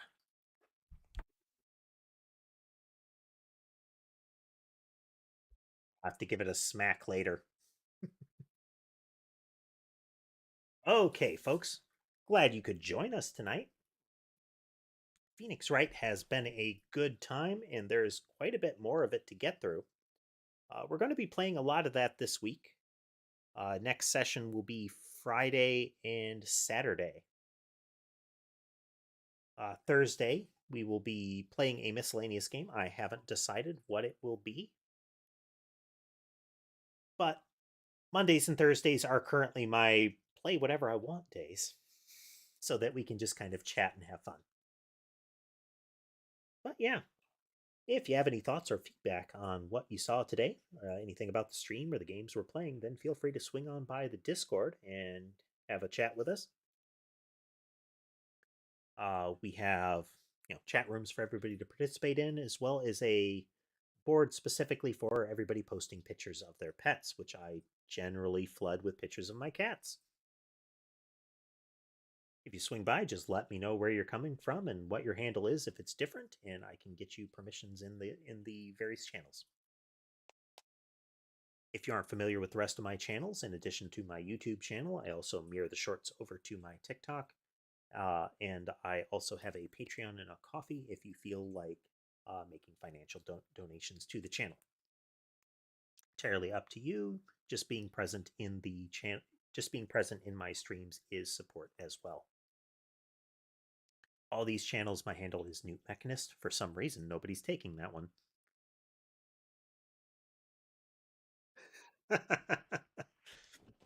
Fair enough, Hungry Pan. That is I would say that is a substantial selling point of the Discord, is the pet board.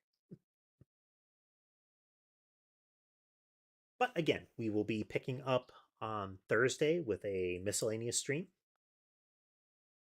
We'll figure out what it is, what it is potentially on that day. So until then, thank you all for watching, and I will see you later.